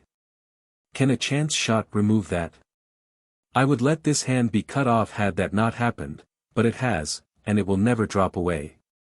It seems clear that God has left him life of purpose for penance. My uncle, my uncle. We should be tempting our souls if we tried to beat into ourselves that he is innocent. And what good would come of this? Will conscience let itself be tempted? Let the will of God be done. What is broken cannot be bound again, and should not. I am happy that the banneret is alive, I confess, for it is evident that God has not yet turned from him his favor altogether. But that is sufficient for me. I shall be happy when I hear that he has effaced his fault. But I wish for nothing more, I desire nothing more, even if my soul had to suffer yet. May God assist him. Olenka was not able to speak longer, for a great and pitiful weeping overpowered her, but that was her last weeping. She had told all that she carried in her heart, and from that time forth peace began to return to her anew. Chapter 97. The horned, daring soul in truth was unwilling to go out of its bodily enclosure, and did not go out. In a month after his return to Lubbock Pan Andrei's wounds began to heal. But still earlier he regained consciousness, and looking around the room, he saw at once where he was. Then he called the faithful Soroka. Soroka, said he, the mercy of God is upon me. I feel that I shall not die. According to order. Answered the old soldier, brushing away a tear with his fist. And Kmita continued as if to himself, the penance is over, I see that clearly. The mercy of God is upon me. Then he was silent for a moment, only his lips were moving in prayer. Soroka, said he again, after a time. At the service of your grace. Who are in Vodokty? The lady and the sword-bearer of Rossyeni. Praised be the name of the Lord. Did anyone come here to inquire about me? They sent from Vodokty until we told them that you would be well. And did they stop then? Then they stopped. They know nothing yet, but they shall know from me, said Kmita. Did you tell no one that I fought as Babinich? There was no order, answered the soldier. And the Lauda men with Pan Volodyovsky have not come home yet?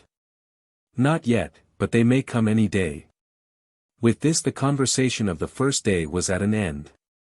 2 weeks later Kmita had risen and was walking on crutches, the following week he insisted on going to church. We will go to Upita, said he to Soroka, for it is needful to begin with God, and after Mass we will go to Vodokty. Soroka did not dare to oppose, therefore he merely ordered straw to be placed in the wagon. Pan Andrei arrayed himself in holiday costume, and they drove away.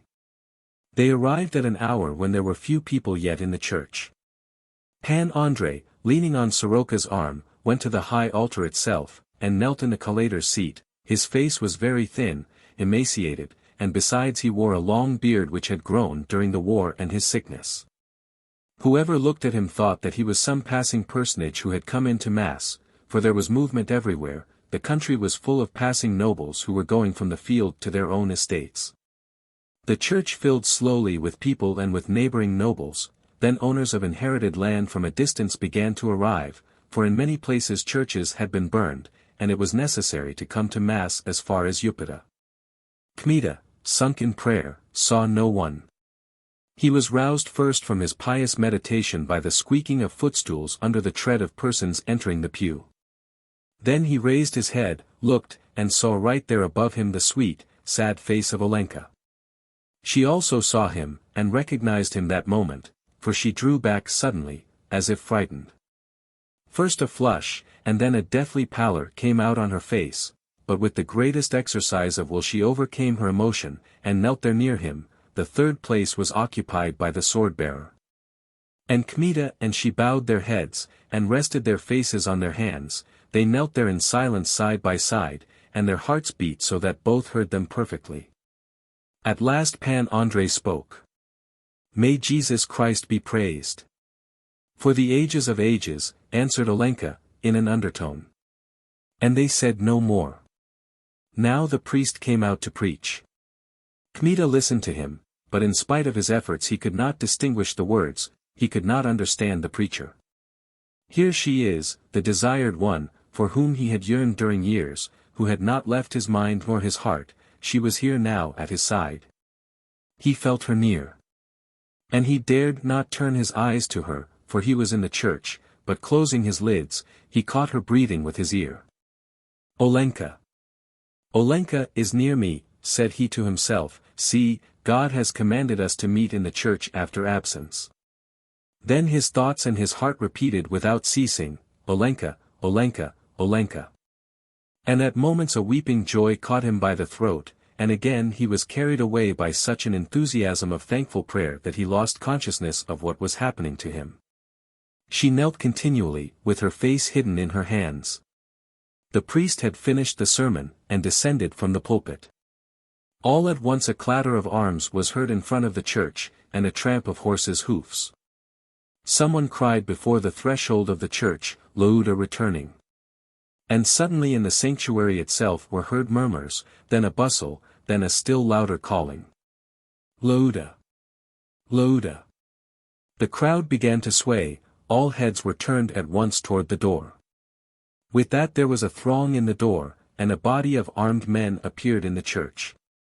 At the head of them marched with a clatter of spurs Volodyovski and Zagloba. The crowd opened before them. They passed through the whole church, knelt before the altar, prayed a short time, and then entered the vestry. The Louda men halted halfway, not greeting anyone, out of respect for the place. Ah, what a sight! Grim faces, swarthy from winds, grown thin from toils of war, cut with sabers of Swedes, Germans, Hungarians, and Wallachians.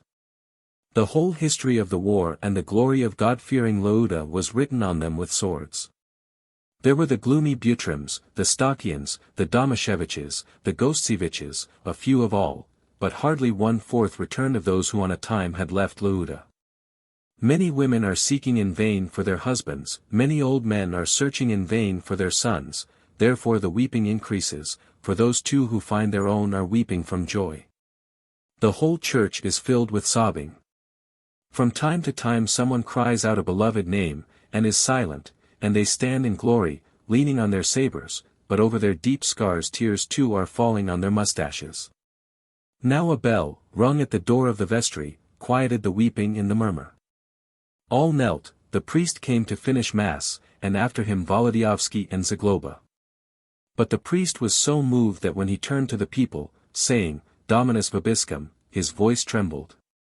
When he came to the gospel, and all the sabers were drawn at once from the scabbards, as a sign that Louda was ever ready to defend the faith, and in the church it was bright from steel, the priest had barely strength to finish the gospel. Then amid universal emotion the concluding prayer was sung, and mass was ended, but the priest, when he had placed the sacrament in the tabernacle, turned, after the last gospel, to the people, in sign that he wished to say something. There was silence, therefore, and the priest with cordial words greeted first the returning soldiers, then he gave notice that he would read a letter from the king, brought by the colonel of the Luda squadron. The silence grew deeper, and after a while the voice from the altar was heard through the whole church. We, Yen Casimir, King of Poland, Grand Duke of Lithuania, Mazovia, Prussia, etc., etc., etc. In the name of the Father, Son, and Holy Ghost, Amen. Since wicked people must receive punishment in this temporal life for their crimes against king and country before they stand in presence of the heavenly tribunal, it is equally just that virtue receive a reward, which should add the luster of glory to virtue itself, and give posterity the desire to follow its examples. Therefore we make it known to the whole order of knighthood, namely, to men of arms and civilians having office, together with all the inhabitants of the Grand Principality of Lithuania and our starostaship of Chmud, that whatever accusations have rested on Pan Andrei Kmita, the banneret of Orsha, who is greatly beloved by us, are to vanish from the memory of men, in view of the following services and merit, and are to detract in no wise from the honor and glory of the said banneret of Orsha. Here the priest ceased to read, and looked toward the bench on which Pan Andrei was sitting. Kmita rose for a moment, and sitting down again, rested his haggard head on the railing and closed his lids, as if in a faint. But all eyes were turned to him, all lips began to whisper. Pan Kmita. Kmita. There, near the Billeviches. But the priest beckoned, and began to read on amid deep silence. Which banneret of Orsha, though in the beginning of this unfortunate Swedish invasion he declared himself on the side of the Prince Voivoda, did it not from any selfishness, but from the purest goodwill to the country, brought to this error by Prince Janusz Radziwill, who persuaded him that no road of safety remained to the Commonwealth save that which the prince himself took. But when he visited Prince Boguslav, who, thinking him a traitor, discovered to him clearly all the hostile intrigues against the country, the said banneret of Orsha not only did not promise to raise his hand against our person, but with armed force carried away Prince Boguslav himself, so as to avenge us and the suffering country. O God, be merciful to me, a sinner, cried the voice of a woman right there near Pan Andrei, and in the church there broke out anew a murmur of amazement. The priest read on. He was shot by Boguslav, but had barely recovered when he went to Chenstohova, and there defended with his own breast that most sacred retreat, giving an example of endurance and valor to all. There, in danger of his life and health, he blew up with powder the greatest siege gun. Seized after that daring deed, he was condemned to death by cruel enemies, and tortured with living fire. With this the weeping of women was heard here and there through the church. Olenka was trembling as in a paroxysm of fever. But rescued by the power of the Queen of the Angels from those terrible straits, he came to us in Silesia, and on our return to this dear country, when the treacherous enemy prepared an ambush for us, the said banneret of Orsha rushed himself, with his 3 attendants, on the whole power of the enemy, to save our person. There, cut down and thrust through with rapiers, swimming in his own blood, he was borne from the field as if lifeless. Olenka placed both her hands on her temples, and raising her head, began to catch the air into her parted lips. From her bosom came out the groan, O God! O God! O God! And again the voice of the priest sounded, also more and more moved. And when with our endeavors he returned to health, he did not rest, but continued the war, standing forth with immeasurable praise in every necessity. Held up as a model to knighthood by the hetmans of both people, till the fortunate capture of Warsaw, after which he was sent to Prussia under the assumed name of Babinik. When that name was heard in the church, the noise of the people changed as it were into the roar of a river. Then he is Babinik. Then he is that crusher of the Swedes, the savior of Valmontovichi, the victor in so many battles, that is Kmita. The murmur increased still more, throngs began to push toward the altar to see him more closely. God bless him! God bless him, said hundreds of voices. The priest turned to the seat and blessed Pan Andrei, who, leaning continually against the railing, was more like a dead than a living man, for the soul had gone out of him with happiness and had risen toward the sky. The priest read on. He visited the enemy's country with fire and sword, was the main cause of the victory at Prostki, with his own hand he overthrew and captured Prince Boguslav. Called late to our starostaship of Chmud, what immense service he rendered there, how many towns and villages he saved from the hands of the enemy, must be known to the inhabitants of that starostaship better than to others. It is known, it is known, it is known, was thundered through the whole church. Silence, said the priest, raising the king's letter. Therefore we, considering all his services to us and the country, so many that a son could not have done more for his father and his mother, have determined to publish them in this our letter, so that so great a cavalier, so great a defender of the faith, of king and commonwealth, should no longer be pursued by the ill will of men, but go clothed with the praise and universal love proper to the virtuous. Before then the next diet, confirming these our wishes, shall remove from him every stain, and before we shall reward him with the starostaship of Upita, which is vacant. We ask earnestly of the inhabitants dear to us of our starostaship of Chmud to retain in their hearts and thoughts these our words, which justice itself, the foundation of states, has commanded us to put into their memory. Here the priest concluded, and turning to the altar began to pray, but Pan Andrei felt on a sudden that a soft hand was seizing his hand. He looked. It was Olenka. And before he had time to come to himself, to withdraw his hand, she had raised it and pressed it to her lips in presence of all, before the altar and the people. Olenka, cried the astonished Kmita. But she had arisen, and covering her face with a veil, said to old Billevich, "Uncle, let us go from here quickly." And they went out through the door of the vestry. Pan Andrei tried to rise to follow her, but he could not. His strength left him entirely. But a quarter of an hour later he was in front of the church, supported on one side by Pan Volodyovski, on the other by Zagloba. The throng of people, small nobles and common men, crowded around. Women, some barely able to tear away from the breast of a husband returned from the war, led by curiosity special to the sex, ran to look at that Kmita, once terrible, now the savior of Lauda and the coming starosta. The throng became greater every instant, till the Lauda men had at last to surround him and protect him from the crush. "Pan Andrei," cried Zagloba, "see, we have brought you a present. You did not expect such a one. Now to Vodokty, to the betrothal and the wedding." Further words of Zagloba were lost in the thundering shout raised at once by the Lauda men, under the leadership of Yezva Footless. "Long life to Pan Kmita! Long life!"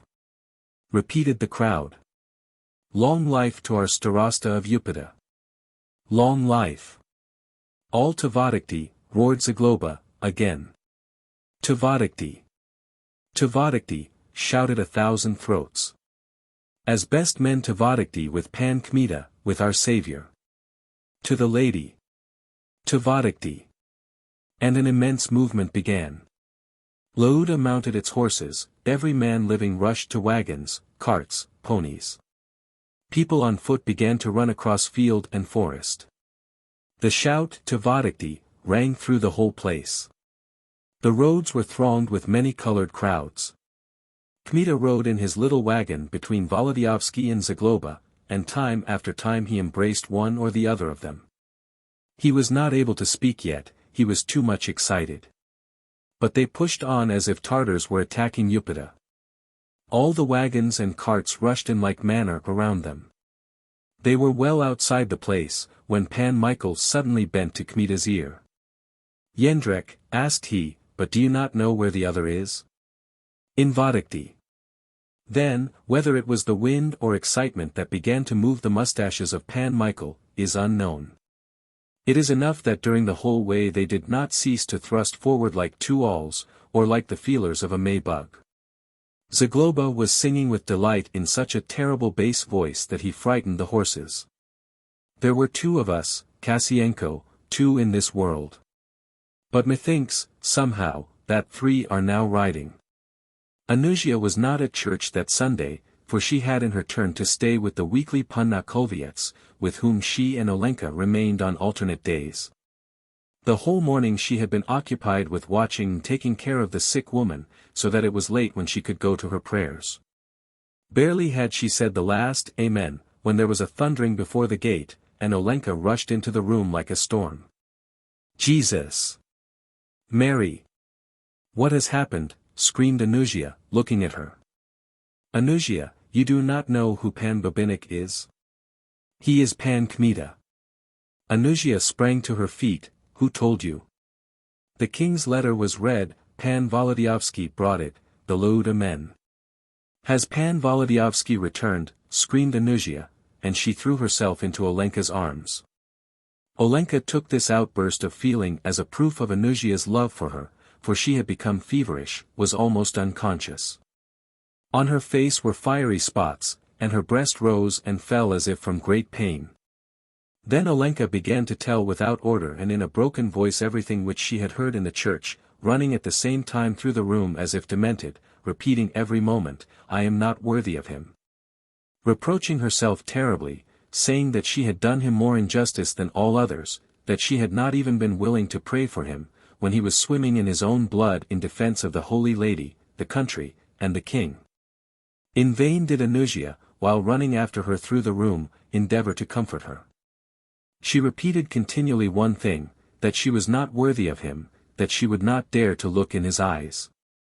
Then again she would begin to speak of the deeds of Babinik, of the seizure of Boguslav, of his revenge, of saving the king, of Prostki, Valmontovichi, and Chenstohova. And at last of her own faults, of her stubbornness, for which she must do penance in the cloister. Further reproaches were interrupted by Pan Tomasz, who, falling into the room like a bomb, cried, "In God's name, all Upita is rolling after us. They are already in the village, and Babinik is surely with them." Indeed, a distant shout at that moment announced the approach of the crowds. The sword-bearer, seizing Olenka, conducted her to the porch. Anusia rushed after them. At that moment the throng of men and horses looked black in the distance, and as far as the eye could reach the whole road was packed with them. At last they reached the yard. Those on foot were storming over ditches and fences. The wagons rolled in through the gates, and all were shouting and throwing up their caps.